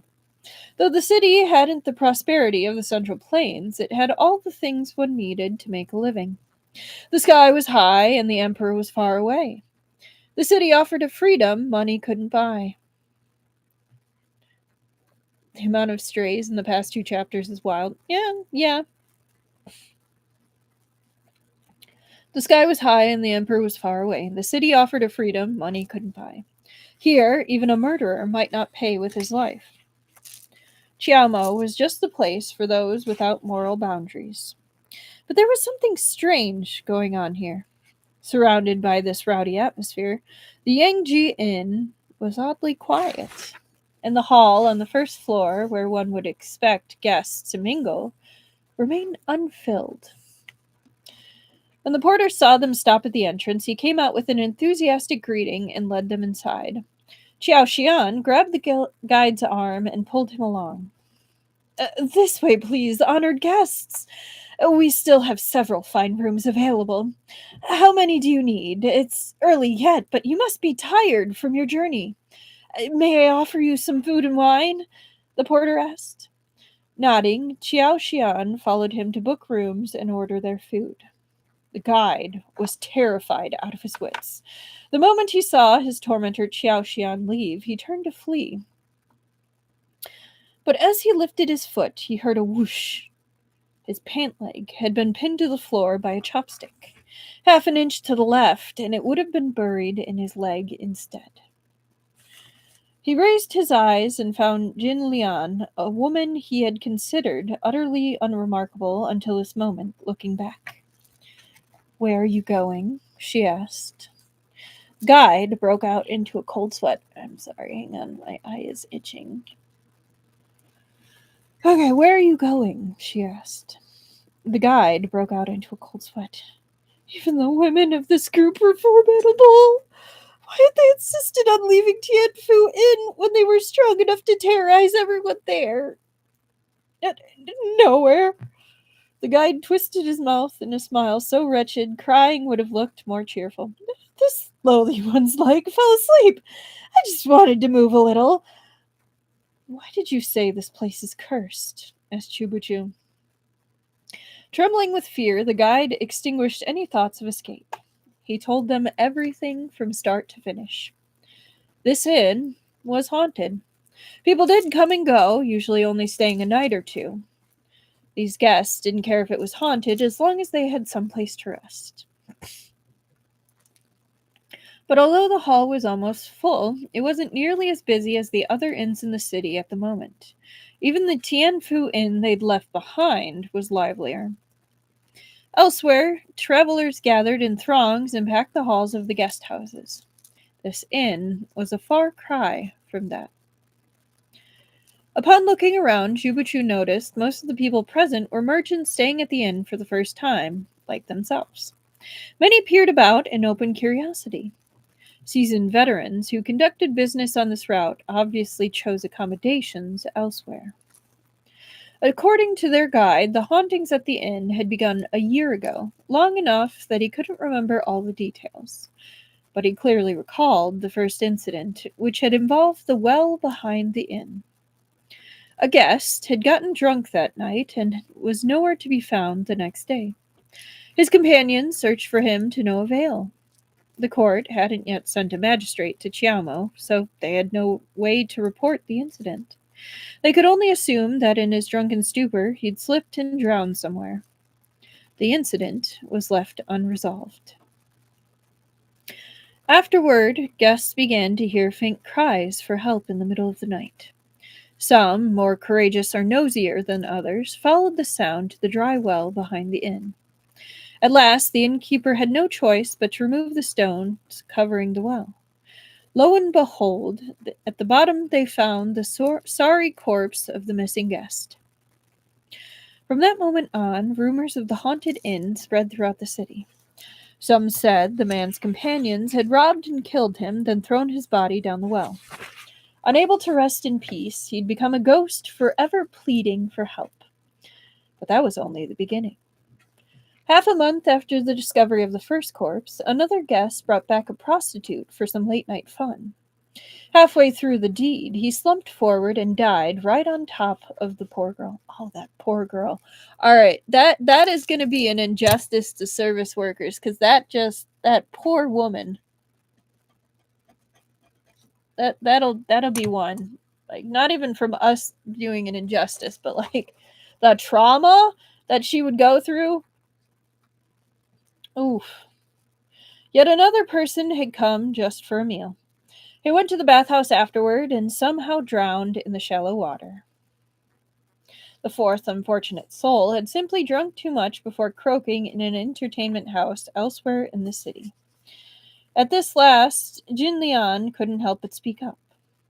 The first two are fair enough, but the last two are rather a stretch. How is that a stretch? The guide said mysteriously. Fourth man purchased his drinks here. Jin Lian was speechless. Fights break out every day in this city, the guide continued. Plenty of people lose their lives. But this inn really is cursed. They say every night after midnight the guests hear voices crying out for justice for their tragic deaths. You think it should count double? It is pretty awful. I'll give it 2, because that's pretty bad.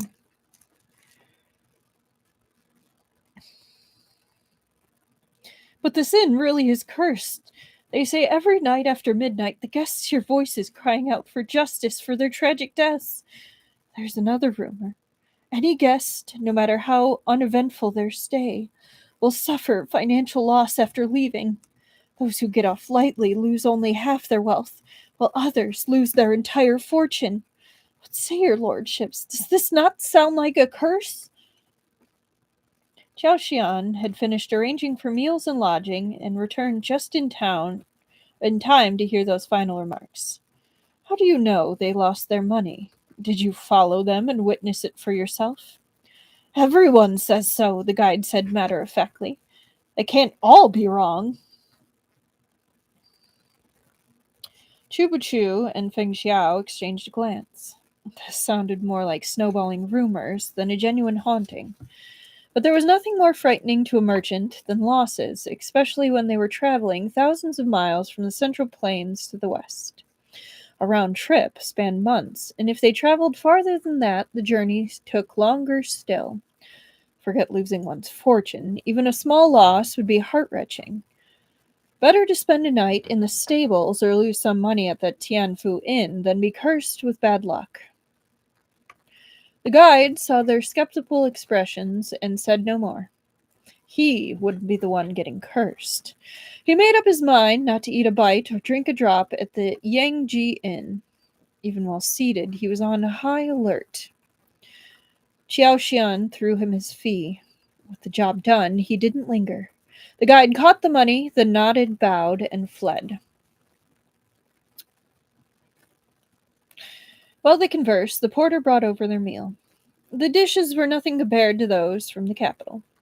They even fell a little short of Liugong City had to offer. But at the very least, they were piping hot. Qiao Xiao picked up a steam bun and was about to dig in when she caught sight of Feng Xiao's look of disgust as he stared at the kanji. Oh, there's another mistake. They called Qiao Xian, they spelled it Qiao Xiao. I think they got mixed up between Feng Xiao and Qiao Xian.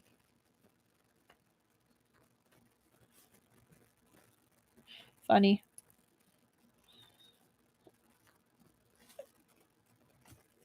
Qiao Xian picked up a steamed bun and was about to dig in when she caught sight of Feng Xiao's look of disgust as he stared at the kanji. Do they not have clean bowls here? Qiao Xian couldn't resist mocking him. You're going to put on airs, even now. Feng Xiao ignored her. He tugged at Chubuchu's sleeve and wheedled. My lord, your wife wants a new bowl. Won't you purchase one for me? Chubuchu raised his bowl expressionlessly and took a soup. There aren't any. Eat or don't. Feng Xiao's tone was aggrieved. Is this about you wanting a concubine? I can see you're still upset over the matter, but I only protest out of concern for your lordship's health. Look at you. You're already so weak. You can't even satisfy me, yet you want another woman. What if you die an early death? What will your poor wife do then? His voice was perfectly pitched to carry to the guests at all the adjacent tables. As they glanced at this couple, one sick and ailing, the other glowing like fresh peach blossoms, comprehension dawned. Everyone said women were wolves at 30s and tigers at 40s.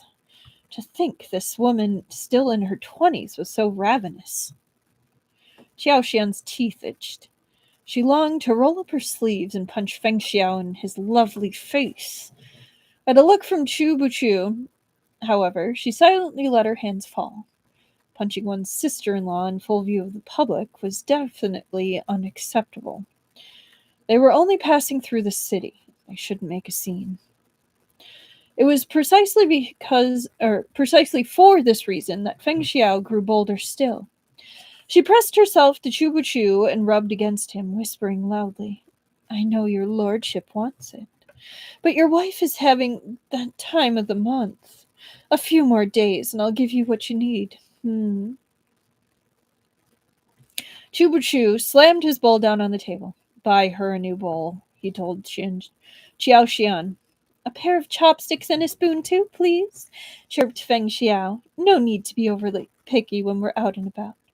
Poplar or bamboo will do just fine. Qiao Xian couldn't bear to reply. New ways to annoy Chubuchu unlocked. Absolutely, Truffle.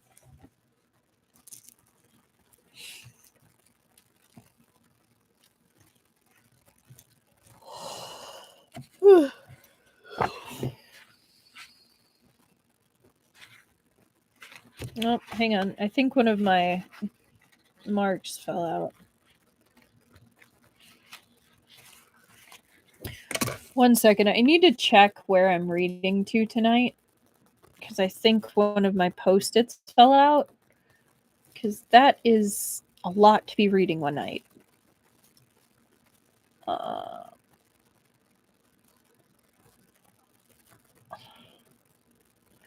Yeah, through 45. Okay.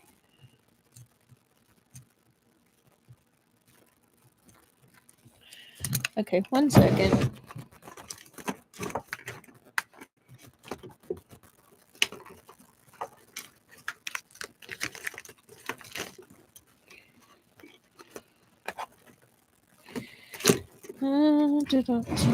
Sorry, guys.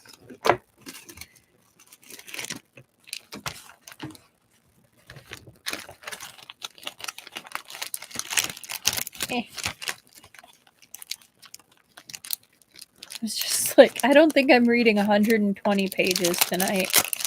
That's not right. Sorry, that would be fun, but I have to work tomorrow. So. Okay.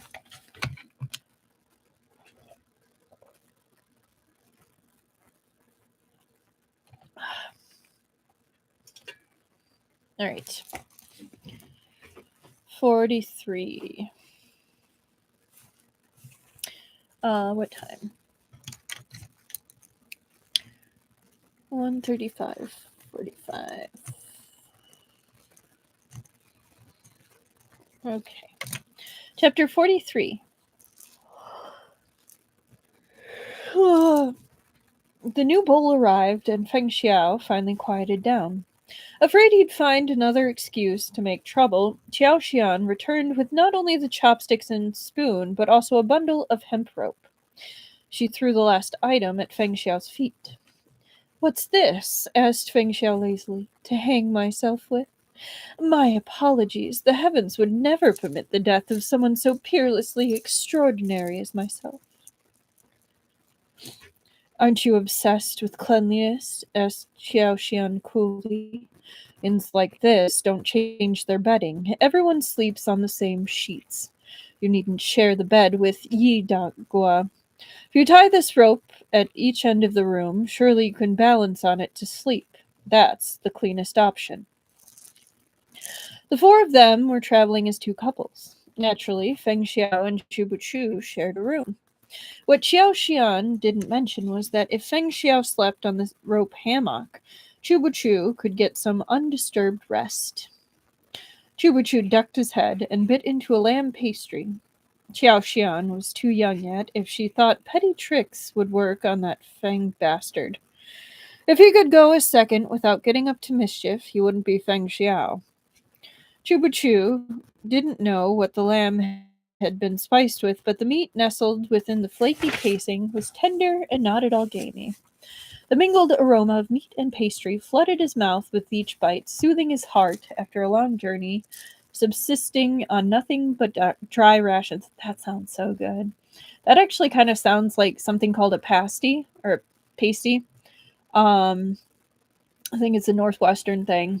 And it's basically like a meat pie, but in like base. It looks like a calzone almost, but it's pie crust, and we use ground beef, potatoes, carrots, onions, onions, garlic, um, and like spices. It's so good.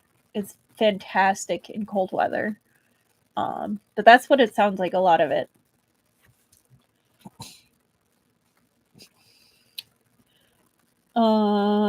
Sure enough, Feng Xiao smiled at Xiao Xian. "You're right. I already asked earlier. If you pay a little extra, they'll provide clean bedding." "You wasteful woman! Not only won't you save your husband money, you rush out to squander it." Feng Xiao had no interest in bickering with her. "Oh, you know those truffle? Aren't they good?" He turned and grabbed the corner of Chubuchu's robes. "My lord, see here," he whined, stretching the syllables. "Pay it, change them," said Chubuchu decisively, preventing any further outburst. Xiao Xian pressed her lips together. She conceded this round. Now I kind of want to go and make some of those, maybe this weekend. After their meal, the masters and mistresses went up to their respective rooms, where the three coachmen stayed in the servant. Well, their three coachmen stayed in the servants' quarters. Both the Shu Yue and Jijian Bureau had wealth to spare. The tiny expenditure of an inn was nothing. There are a lot of similar dishes: empanadas, samosas, hand pies, right?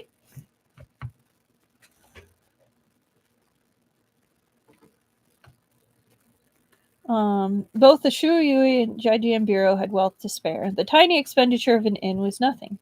But on this journey, they hoped to go unnoticed. If they paid for the three coachmen to have their own rooms, they could expect robbers to come knocking the next day.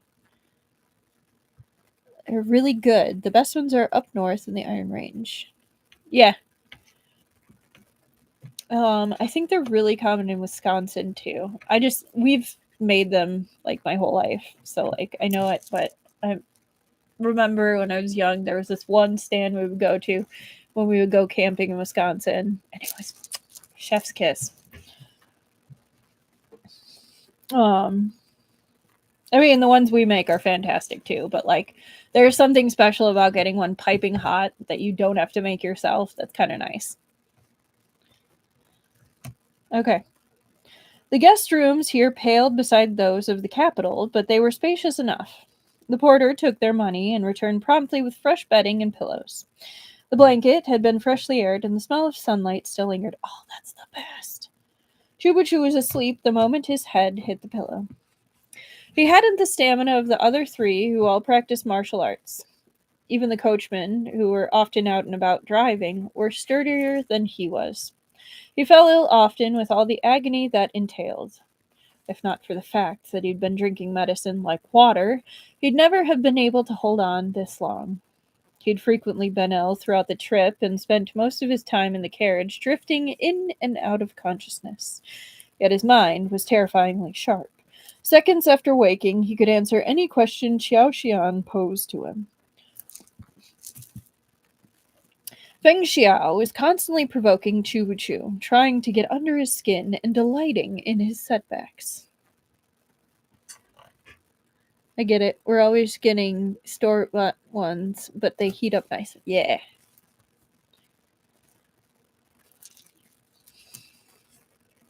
Aww.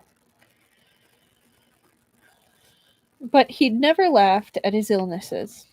He understood that Chubuchu considered his ailments but superficial trappings of his mortal form and not a true weakness.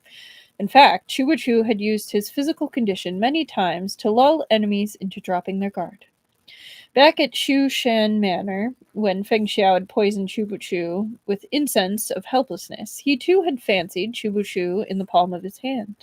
He'd grown complacent, and he knew it, though of course he would never admit such a thing. The moment Chubuchu fell asleep, he was dead to the world. When Xiao Xian knocked on the door sometime later, she received no answer. Only when she entered to wake him did he crack open his eyes, his face still lined with fatigue. You only had a lamb pastry earlier. I was afraid it was too dry for you, so I brought some hot soup. One sniff told Chubuchu it was mutton bone soup. The oily film on the surface had been skimmed away, leaving it clear, and it was sprinkled with slivers of green scallions. Xiao Xian looked around. Where's Feng Xiao? Chubuchu took small mouthfuls of soup. The Shuoyua Bureau has a base of operations here. Naturally, the Jijian Bureau does too. Feng Xiao had no Xiao Xian traveling with him. When it came to secret instructions or correspondence, he had to see to everything himself. What have you learned? Chubuchu asked. This inn has a poor reputation, she said, but in my opinion those deaths were coincidental. The curse is no more than the baseless conjecture of ignorant folk. Merchants are a superstitious lot, and the stories grew increasingly absurd and embellished with each retelling. It's more likely the guide was unwilling to bring us here because this is Xing Mao's territory. The descendants of the Shenshen king have always been at odds with Duan Chi Hu, so the guides purposely exaggerated to scare us. Is Xing Mao and Duan Chi Hu's relationship so hostile? Originally, they were the two rival powers in Xiaomo. They competed for territory, so they've never been friendly. However, things seem to have improved since the arrival of County Magistrate Gao Yi. Now that there are three powers, all holding each other in check, said Chu Buchu. That's right, said Xiao Xian. I heard Gao Yi held a banquet for this year's Lantern Festival and extended invitations to Duan Shi Hu and Xing Mao. Both attended. Everyone says the two have reconciled, thanks to Gao Yi's meditation. Oh my gosh, I'm going to reread that sentence because I read it completely incorrectly. Everyone says the two have reconciled thanks to Gao Yi's mediation. Xing Mao's mother will celebrate her 60th birthday this month, and it ought to be a grand affair. The entire city is watching to see if he'll invite Duan Shihu. When is the birthday banquet? 5 days from now. They were still speaking when Feng Xiao returned. The curtain of night had descended, and the sounds of the city ebbed away. Yet it wasn't that Xiao Mo had fallen silent, only that the doors to the outside world had shut tight. In the neighborhoods around the inn, local folk blew out their candles and drew up their curtains, covers one by one, while across the way others continued to dine and laugh in the eateries. Feng Xiao asked a furtive glance towards Chu. My lord, your wife has returned. Did you make yourself sick, yearning for me? Chu set down his bowl. I did. My organs are burning, my stomach is bloated, and my feelings of longing and desire are so strong they threaten to overflow. That bad? Feng Xiao asked in faux shock. In short, I'm about to vomit. Feng Xiao laughed. Chu. It's so fun talking to you. Qiao Xian sneered, but said nothing. She didn't need to. Feng Xiao knew she was silently cursing him, but paid her no mind. She sat fuming with no way to vent her anger, yet refused to leave the room, glaring daggers at Feng Xiao. In a competition for the thickest skin, Feng Xiao might not win, but he certainly held place in the top 3. What did he care for her glares? He took a seat and opened the paper packet he carried, and the aroma of roast chicken instantly filled the room. Chu had been satisfied with his own meal, but the scent of the chicken made him greedy. He reached out without hesitation and tore off a drumstick. Feng Xiao smiled. I saw an old friend on the way back. Guess who? Chu chewed methodically. Xiu. Feng Xiao arched an eyebrow in surprise. How did you guess? Do you think I'm a fortune teller? If you ask like that, it must be someone we both knew whom we saw not long ago. Xiu's background is questionable, and he works for the Prince of Jin. Yet rather than staying by his master's side like a proper advisor, he came all the way to Liugong City. The Jade of Heaven's Lake can't have been his only goal. He must have other business. It's likely he also intends to head west, so one could expect him to turn up in Xiaomo. But why didn't he, you guess, go Niang or Foer? You defeated them in Liugong City, said Chu. If they hadn't joined forces and ambushed you, they'd have perished at your hands. If you'd run into either of them, you'd have a different attitude. It was obvious that Feng Xiao was immensely interested in Xiu. Where do you think he's going this time? Feng Xiao asked. Chu thought for a moment, then shook his head. I can't guess. So there are times when even you admit defeat, said Feng Xiao. A rare sight. Chu scoffed. I'm no god. No matter how intelligent I am, my wisdom is that of a mortal. Of a mortal, not an immortal. But I'll say he definitely isn't looking for Ishbar Kagan, or he would have met with Foer in Liugong City. He's changed his appearance, said Feng Xiao. When I saw him, he was wearing a wig. No more of that shiny bald head we saw last time. And he's staying at this inn, on the same floor as us even, only 3 rooms away. Xiao Xian had stayed to listen when she heard Feng Xiao mention Yu Xiu. Now she interrupted. Could he have followed us here?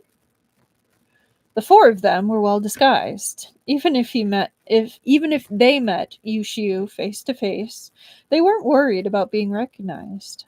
But they were better safe than sorry. No, said Chu. If he discovered us, he would have avoided the inn and stayed elsewhere. It seemed that Yushiu was headed somewhere specific, either to see someone or do something. Jiao Xian's brow creased in thought. Perhaps he's also going to meet Appa Kagan? But this, too, seemed unlikely.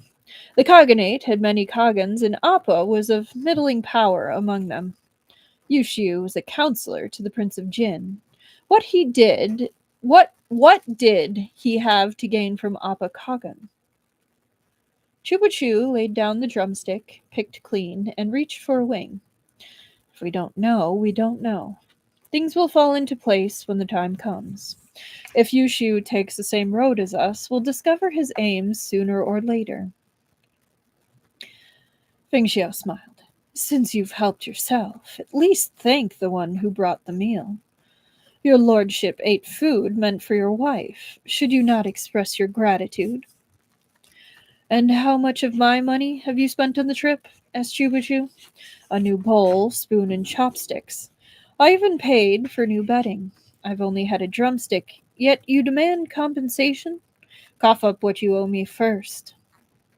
Having been justly called out, Feng Xiao smiled and said no more. After finishing the chicken and bidding Xiao Xian good night, Chu Chu washed his hands and got ready to go back to sleep. Feng Xiao stared at him in disbelief. You slept the entire day in the carriage, and you slept while I was out earlier. Now you sleep again?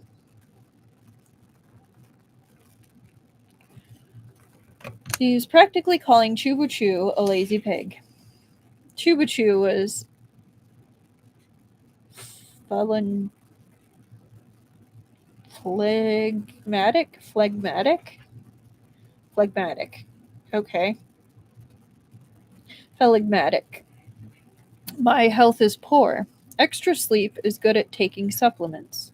Is as good as taking supplements. Paying Feng Xiao no further heed, picked he pulled up the We're going to restart that whole paragraph cuz okay. He was practically calling Chubuchu a lazy pig. Chubuchu was phlegmatic. My health is poor. Extra sleep is as good as taking supplements. Paying Feng Xiao no further heed, he pulled up the covers, turned on his side, and went to sleep. Much better. In truth, though he'd seemed deep in slumber each day, the roads were bumpy. No matter how skilled the coachman, a carriage was not a bed. Chubuchu hadn't been able to rest well. Now, his head hit the pillow, and he was out cold a moment later, leaving Feng Xiao standing there in astonishment. Ah, it means sick. Thank you, Esper Lady.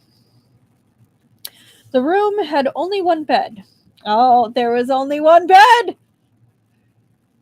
Hashtag only one bed. Feng Xiao refused to sleep on the rope, so his only option was to share with Chubuchu. Shouldn't have been an issue. No matter how beautiful a woman Feng Xiao made, he was still a man. He wasn't at risk of being taken advantage of. Yet Chubuchu hadn't anticipated he'd have barely slept before a hand shoved him awake. Dazed, he half opened his eyes and heard Feng Xiao say, Move over a little. I don't have any room. Thank you. Love when there's only one bed. It was true that the bed wasn't a large one. Chubuchu shuffled over, only to see Feng Xiao place 2 pillows between them. You sleep like a slob. Don't cross the line.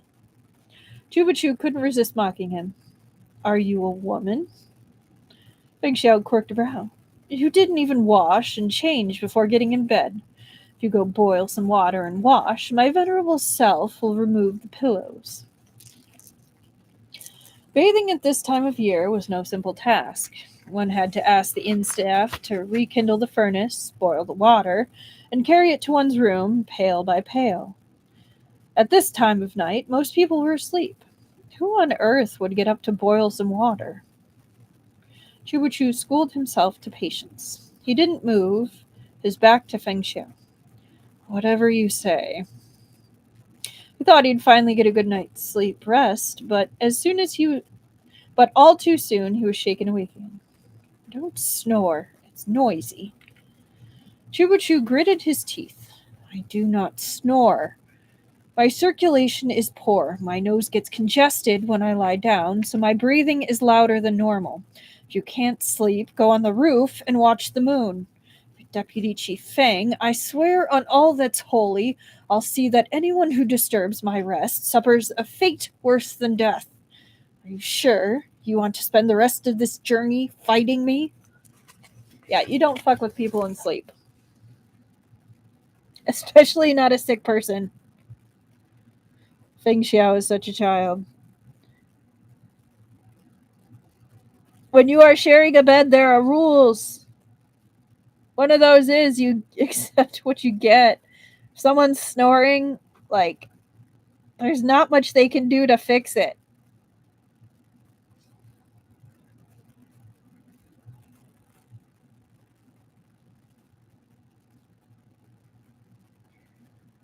I always forget that the pillows are usually like um hard pillows, not soft. It's like, excuse me? His face is perfect. They do a great job with the expressions. Yeah. This man knew no martial arts, but the bloodlust in his eyes was a match for any master. You can see the eye daggers. You really can. Bing Xiao would never admit he was waking him partially out of mischief. He was the picture of innocence, as he said, I'm a light sleeper. The slightest noise wakes me. You really did disturb me. However, I'm a thoughtful and empathetic person. I won't hold it against you.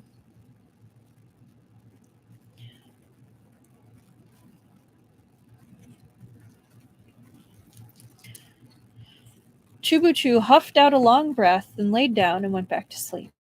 But the world, it seemed, was out to get him tonight.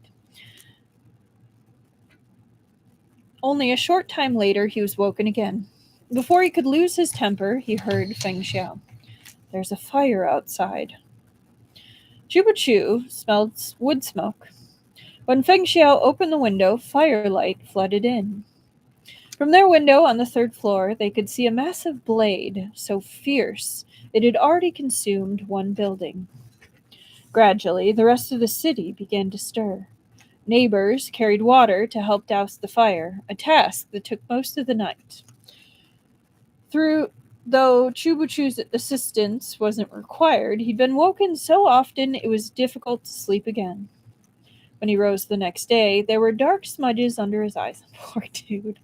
Chronically ill, has this annoying man bugging him at every turn, finally got a bed, got clean sheets, laid down, was like, I'm gonna sleep so hard, and all this shit is happening. I feel so bad for him.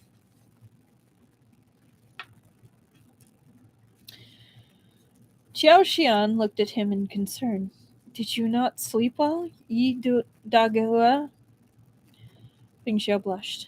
I already told his lordship we should be on our best behavior here, but he never listens.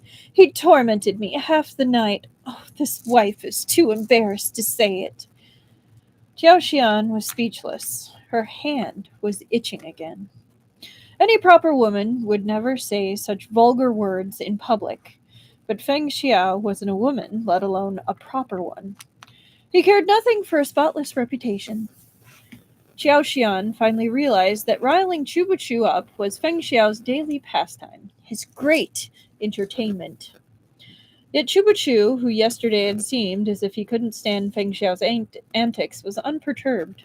He sneered coldly. Just last night you ogled the hostler?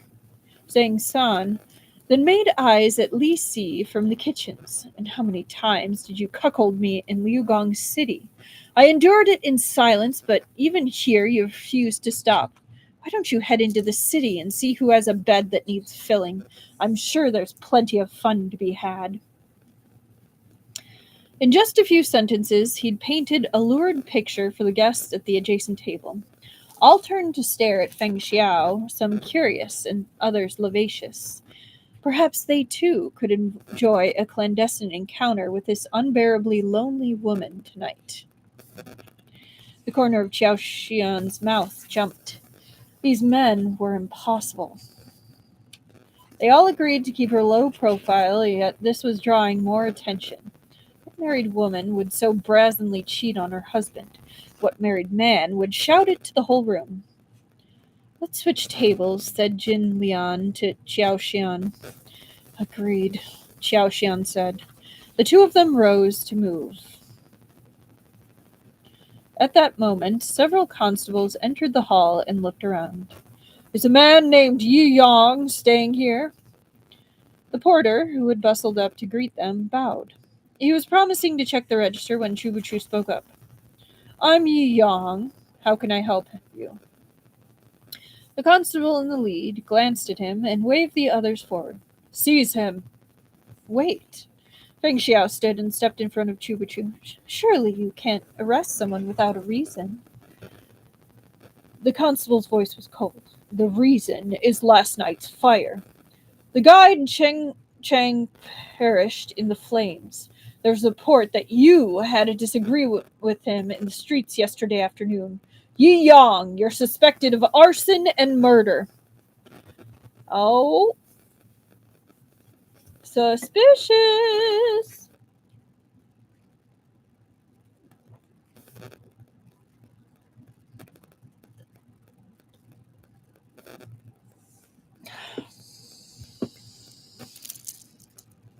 Where did my pen go?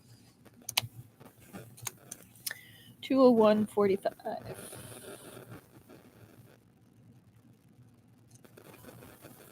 Okay.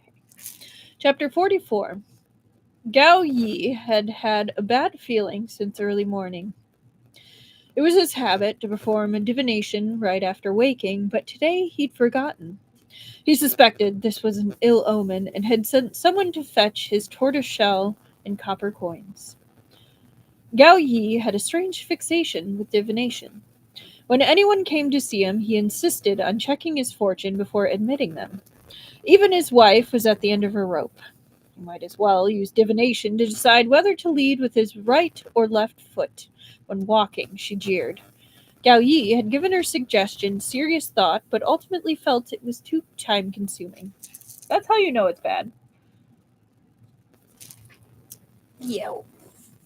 He just sent someone for the copper coins when the constables he'd dispatched returned with 4 people. Xiao Xian had wanted to answer the summons alone, but the constables had refused. They insisted on bringing the whole group by force, if necessary. After Xiao Xian had crushed a cup to powder, however, the constables realized these people were no simple merchants. Qiao Mo was home to all kinds, good and evil, powerful and powerless, and there was no shortage of strange happenings and stranger people. Gao Yi was court-appointed, but he had little influence. His subordinates were wary of indiscriminately offending anyone, and had thus courteously invited all 4 suspects to come with them. Forget shackles or ropes, they dared not even walk too close. At first glance, Chubuchu's group looked like invited guests.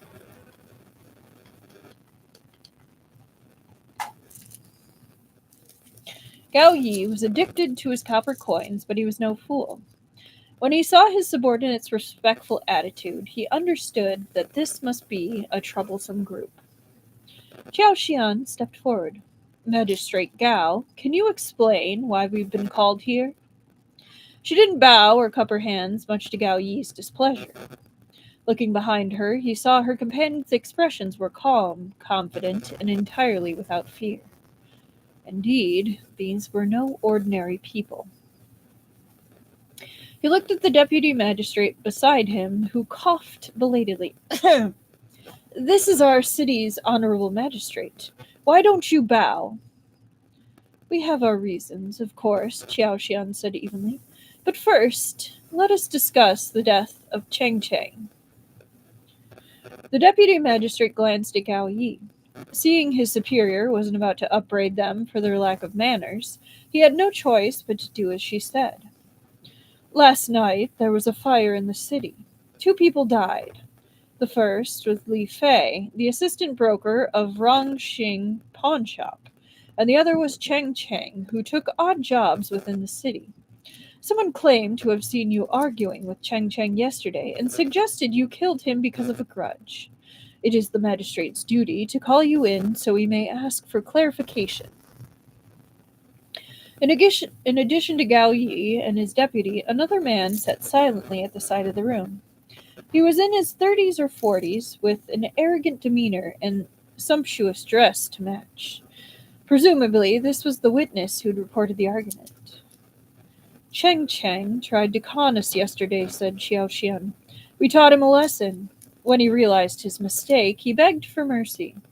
The matter was resolved, and payment for his service in guiding us here rendered and received. There are no grudges between us. Not to mention, we never left the inn last night. We had no opportunity to commit either arson or murder. I asked the magistrate to judge fairly. Before Gao Yi could speak, the splendidly attired man snorted. Of course you absolve yourselves of responsibility in just a few words, but whether they're true or not must be determined after our Lord Magistrate's questioning. Jin Lian may have been Appa Kagan's lesser Khatun, but her status was by no means low. She had never suffered such contempt before and now scoffed. If we say we didn't kill him, what is there to question? What do you plan to do? Torture us into confessing to a crime we didn't commit? Though her Chinese was excellent, her words were slightly accented. Gao Yi noticed at once. Where do you hail from? The other man raised his voice over him. It doesn't matter where they came from. A murderer must pay with their life. That is the law of heaven. Gao Yi frowned. Am I the one presiding over this case, or are you? If you cannot restrain yourself, you may return to your master and tell him to seek a promotion. Then he can conduct the interrogation himself. The man lowered his voice, but insisted. The Lord, my lord, trusts the magistrate. That's why we reported this incident to you. If that is the case, let us detain them, Gao Yi said expressionlessly. We will interrogate them when Duan Chihu's men arrive. Within this short exchange, the two seemed to have decided their fate. Xiao Xian looked about to explode, but Feng Xiao was a step ahead. The nerve of you!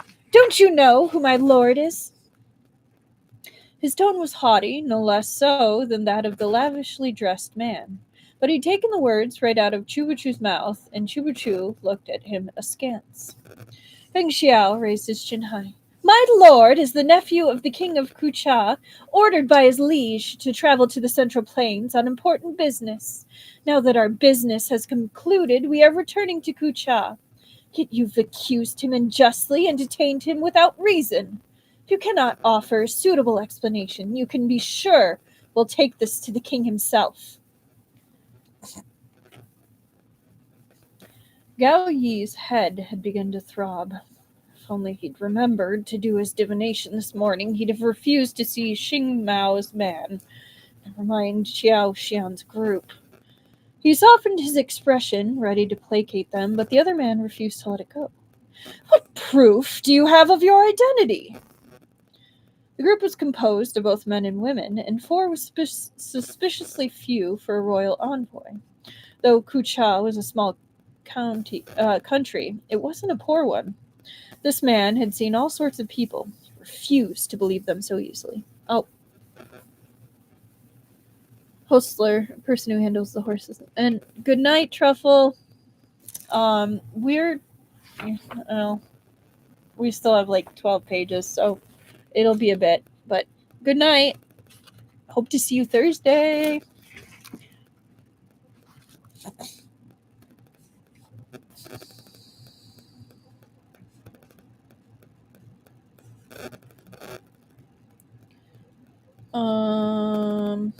The group was composed. The man had seen all sorts of people who refused to believe them so easily.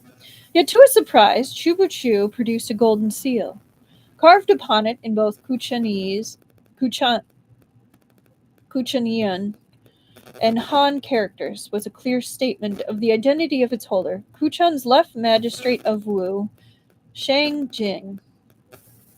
When someone like Chubachu did something, they did it thoroughly. A disguise was only the first step. He also had prepared two sets of identities. If their journey went smoothly, they were ordinary civilians visiting their relatives in Kucha. But if they met with the unexpected, as they had now, they'd become nobles of Kucha who were traveling incognito. Chubuchu was sure that Feng Xiao must have made similar arrangements. But as Feng Xiao had gotten the jump and deployed this scheme first, he had little choice but to go with the flow. Gao Yi turned the heavy golden seal back and forth but could find no flaw. Audacious fraudsters did exist, but few were capable of creating a fake golden seal. Furthermore, there was little to gain from pretending to be the king of Kucha's nephew. This group had kept a low profile since entering Chiamo. Had they not been summoned here, their identities would have likely remained unknown. The sumptuously dressed man still had his doubts. He reached out to examine the seal himself, but Xiao Xian grabbed his wrist. Who do you think you are? This is the official seal personally bestowed by the king of Kucha.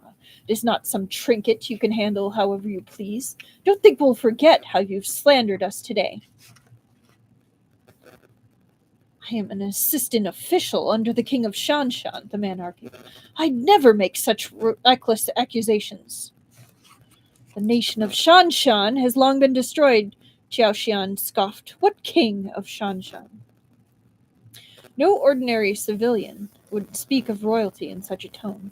Gao Yi was becoming convinced of their identities. He held up a hand and said to Chubuchu, Li Xiansheng isn't trying to make trouble. The truth is, beside Cheng Cheng, the second victim was a trusted subordinate of Duke Xing. Rongxing Pawn Shop was run by Xing Mao's people. Officially, the head broker was Xing Mao's youngest son, but he'd never managed the business. The real boss was the deputy broker, Li Fei. Under his management, the shop brought in considerable profit for Xing Mao each year. Li Fei had worked for Xing Mao a long time and was an especially trusted subordinate. Xing Mao was certain someone had deliberately assassinated him and thus sent his people to Gao Yi. Xing Mao and Duan Qihu's feud was well known in the city. When anything happened to Xing Mao's people, many would instinctively believe Duan Qihu responsible. Chubuchu's group was merely an unexpected third party dragged into the mess. Gao Yi preferred to stay out of disputes between Xing Mao and Duan Qihu. His authority as county magistrate was middling at best, while the other two had operated in the city for decades. Their influence was immense. Every year, Gao Yi accepted perks from both factions, which naturally meant he had to return the favor. We are in a hurry to return to Kucha, said Xiao Xian. If our lord hadn't fallen so gravely ill, we would have been on our way yesterday. Gao Yi examined Chubuchu's complexion and noted all the signs of fatigue and illness. Now certain that this man was indeed who he claimed, he stood and cupped his hands. Murder is a serious matter, and I must execute my duty. Kucha and Great Su have always shared a strong relationship. It is my hope that this incident will not change that. I ask Shang Lang Jun's forgiveness. Xing Mao's man frowned. Lord Magistrate, if no resolution is reached on this matter, what can I say to my lord? Please detain these people while I go back and consult with him. Why not hunt down Duan Qihu and settle scores with him? Why fixate on us? Xiao Xian demanded. The man had his own theories on the matter. Duan Qihu was always going to be the most likely suspect, and he knows it. Hiring outsiders like you gives him more freedom to act. Once the deed is done, you simply leave the city. Then who would know? Xiao Xian laughed in anger. If we wanted to murder Cheng Chang, why would we argue with him in public and draw your suspicion? At this point, the man Duan Qihu sent finally arrived. He too was a middle-aged man, but he had a gaunt and scarred face, a stark contrast to the lavish clothes and rotund figure of Xing Mao's subordinate. Together, the pair formed an odd, fat and skinny duo. Enemy met enemy with all the hostility one would expect. The moment the men laid eyes on each other, sarcastic remarks began to fly. Gao Yi's office was quickly transformed into a verbal arena. Chubachu watched Gao Yi's brows knit with impatience, but saw that the magistrate couldn't afford to lose his temper. In Xiaomo's so-called triad of power, Gao Yi was the weakest. If we must wait here, why don't we examine the corpses, he said. Perhaps we will find some clues that will clear our name. Gao Yi couldn't bear listening to Xing Mao and Duan Qi Hu's men argue any longer. He agreed at once. The fat one was immediately skeptical. You're telling me the nephew of the king of Kucha knows his way around a coroner's table? Chubuchu's expression didn't change. You're too kind. My wife's father is indeed a coroner by trade, with generations of expertise behind him. She's learned a thing or two over the years. What better chance for a demonstration of her skills? We'll only know if there's anything to be gleaned after we try. Feng Xiao choked. He'd set Chubuchu up minutes ago, and here Chubuchu was, ready with payback. An autopsy meant touching the corpse, and that meant... Feng Xiao turned faintly green. Had he known this was going to happen, he would have humbled himself and played the king of Kucha's niece instead. It's what you get! Alright, one more chapter for tonight. Chapter 45. 217.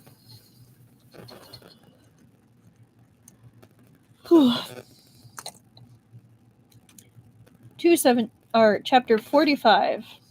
The revelation that Chubuchu was the nephew of the king of Kucha had only marginally dampened the fat man's arrogance. Now the thin man joined him in casting the group suspicious glances. This was Qiamo, after all, far from the eyes of the emperor. They barely took Gao Yi's status as an official of Great Su seriously. The king of Kucha wasn't about to send an army to collect his nephew. As they said, even a dragon couldn't kill a snake in its own garden. Chubachu was a mere nephew, but even if he were the king of Kucha himself, Duan Qi Hu and Xing Mao had hundreds of masterful ways to entrap him here forever. The two corpses were at the morgue. Gao Yi refused to enter for fear of bad luck, so he had someone cart the corpses to the front of the courtyard instead. Oh, that feels worse. It feels like more bad luck than entering the morgue. Like, I get it, but also, like, you're purposely disturbing their corpses. Like, wouldn't you think that would make them more resentful in that sense? But it was a cool day, though the bodies had been lying there since last night, there was no stench. Both men had burned to death, and their corpses were scorched black. It was hard to imagine any clues remained. Let's see how you'll conduct an autopsy on this, the fat one's face seemed to say. Chubuchu walked once around the bodies, then waved Feng Xiao over. Ah, Feng, isn't this what you're best at? Come take a look. Feng Xiao said nothing.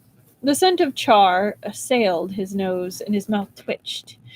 My lord, your wife's lovely fingernails were freshly stained yesterday. Why don't you carry out the examination while I do the talking? Chubuchu was bizarrely agreeable. His lips curved into a small smile.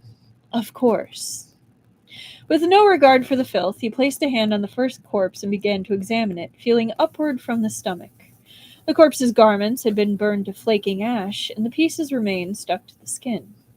Touching it couldn't have been pleasant.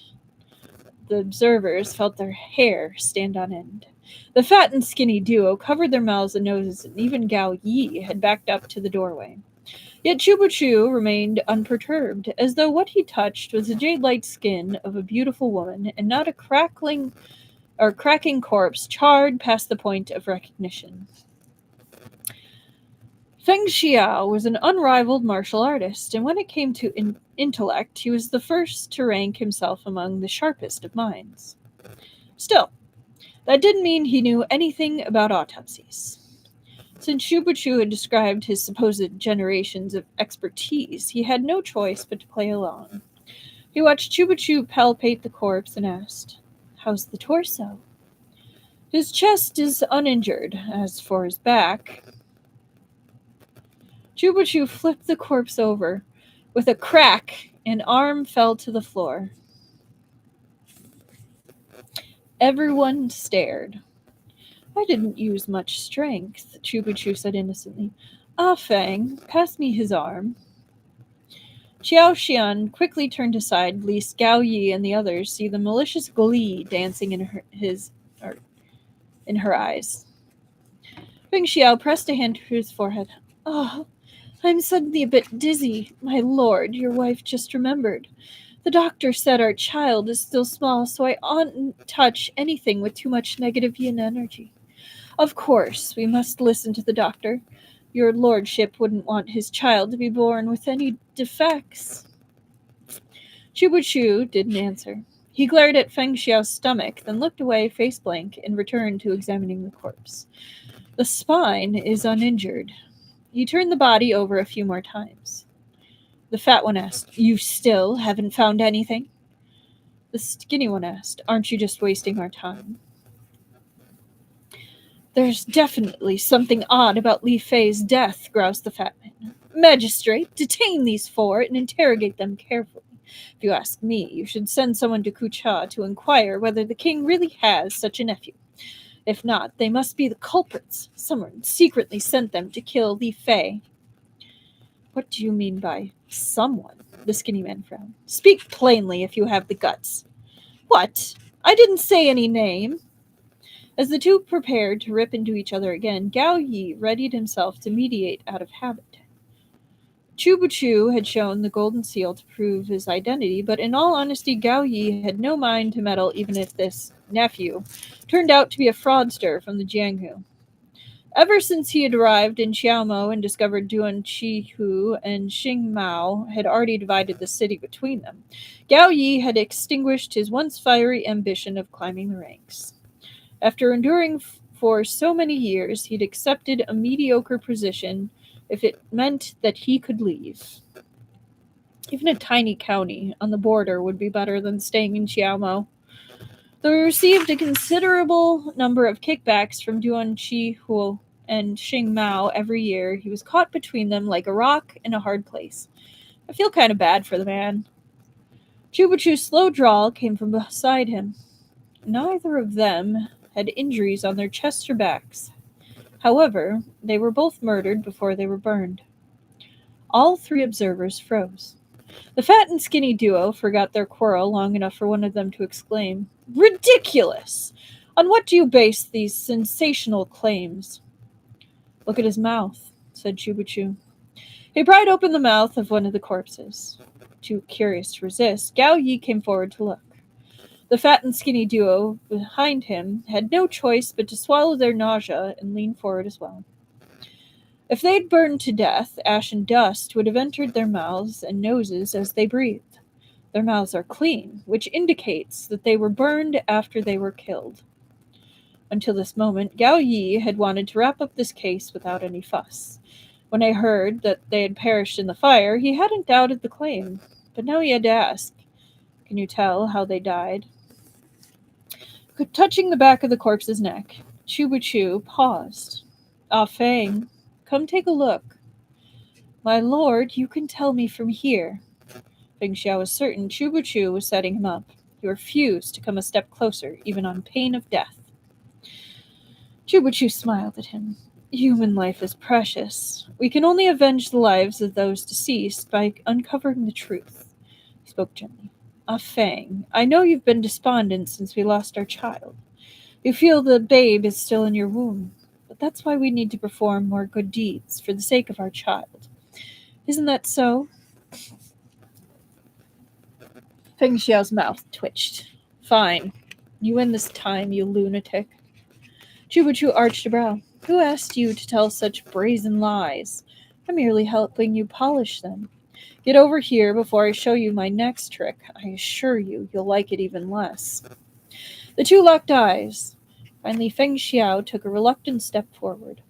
He stood beside Chubuchu, suppressing his disgust, and groped along the back of the corpse's neck. There's a crack along his cervical vertebrae. The killer was skilled, perhaps someone with extensive training. The bones are cracked, but not displaced. Without a careful examination, it would never have been discovered. Gao Yi called the coroner over to perform his own examination. It was exactly as Chubuchu and Feng Xiao had said. I knew someone murdered Li Fei, the fat man shouted. He spends all day managing the pawn shop and rarely goes anywhere else. Who could have such a strong personal grudge against him? Someone is trying to hinder my lord by picking off his subordinates. If you have the balls, then name names, the skinny man shot back. Enough with your vague insinuations. Who's scared of naming names? Everyone Xiaomo knows Duanqi, whose Vajra finger technique can shatter metal and stone. If my lord wanted to kill someone, would he dirty his own hands? The skinny man sniped. Is there a brain in that head of yours? Gao Yi's temples throbbed from the noise. Shut up, both of you! It seemed that there was a limit to even this duo's impudence. They resentfully closed their mouths. The truth of this case is yet unclear, Gao Yi said. There's no sense in arguing. I will send someone to conduct a full investigation and keep both of you informed of any results. After a few more words of persuasion, he at last managed to send the two away. Observing Gao Yi's relieved expression, the shadow of a smile crept over Chubuchu's face. Magistrate Gao should be the authority in this city. How have you ended up at the mercy of their whims? Gao Yi had an easy nature. He took no offense to the question and even cracked a wry smile. Perhaps Duke Shang doesn't know. This city is controlled by Xing Mao and Duan Qi Hu, and has been for a long time. The court appointed me, but I lack the ability to overcome their influence. My uncle, the king of Kucha, sent me to travel the Central Plains. I journeyed through both Great Su and Southern Chen and found the north more prosperous and vibrant than the south. It's a matter of time before Great Su unifies the Central Plains. When the day comes, how will Duan Qi Hu and Xing Mao resist the might of Great Su's invincible army?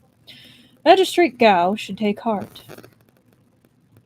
The court has its hands full with the Gok Turks. When would they find the time for a small city like Qiamo? Thought Gao Yi. But he was an official of Great Su. He couldn't undermine his own nation before foreigners. He spoke some perfunctory words of agreement. How could he know that the sickly young man claiming to be the king of Kucha's nephew, along with his wife, who squeaked all her words and acted like a madwoman, would accomplish what Gao Yi could not?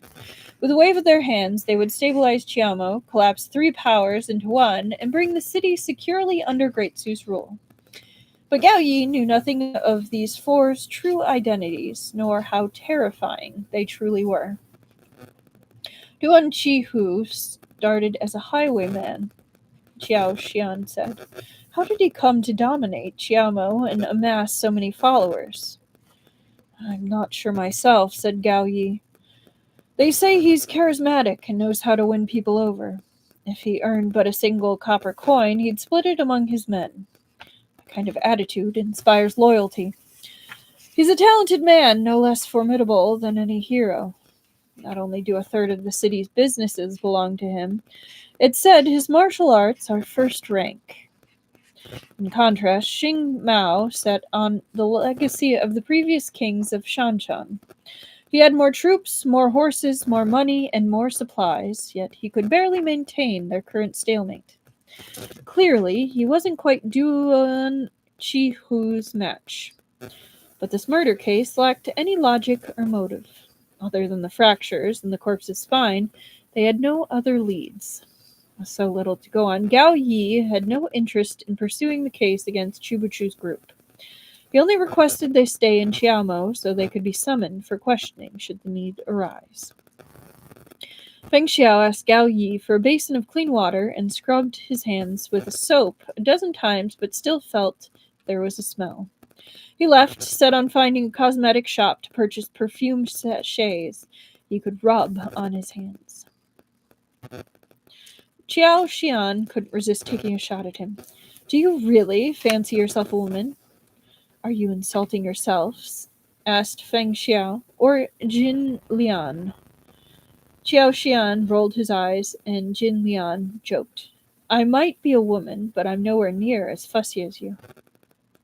Between making myself happy and pretending to be happy for the benefit of others, I prefer the first, Feng Xiao said. Chuba Chu had grown bored of the inn and itched for a stroll outside. He sent Qiao Xian and Jin Lian ahead first and went with Feng Xiao to purchase the sachets. To save a little time, Chuba Chu and Feng Xiao took a shortcut through a narrow alley, just wide enough for two people to walk abreast. This seemingly minor decision led to an unexpected encounter. Really?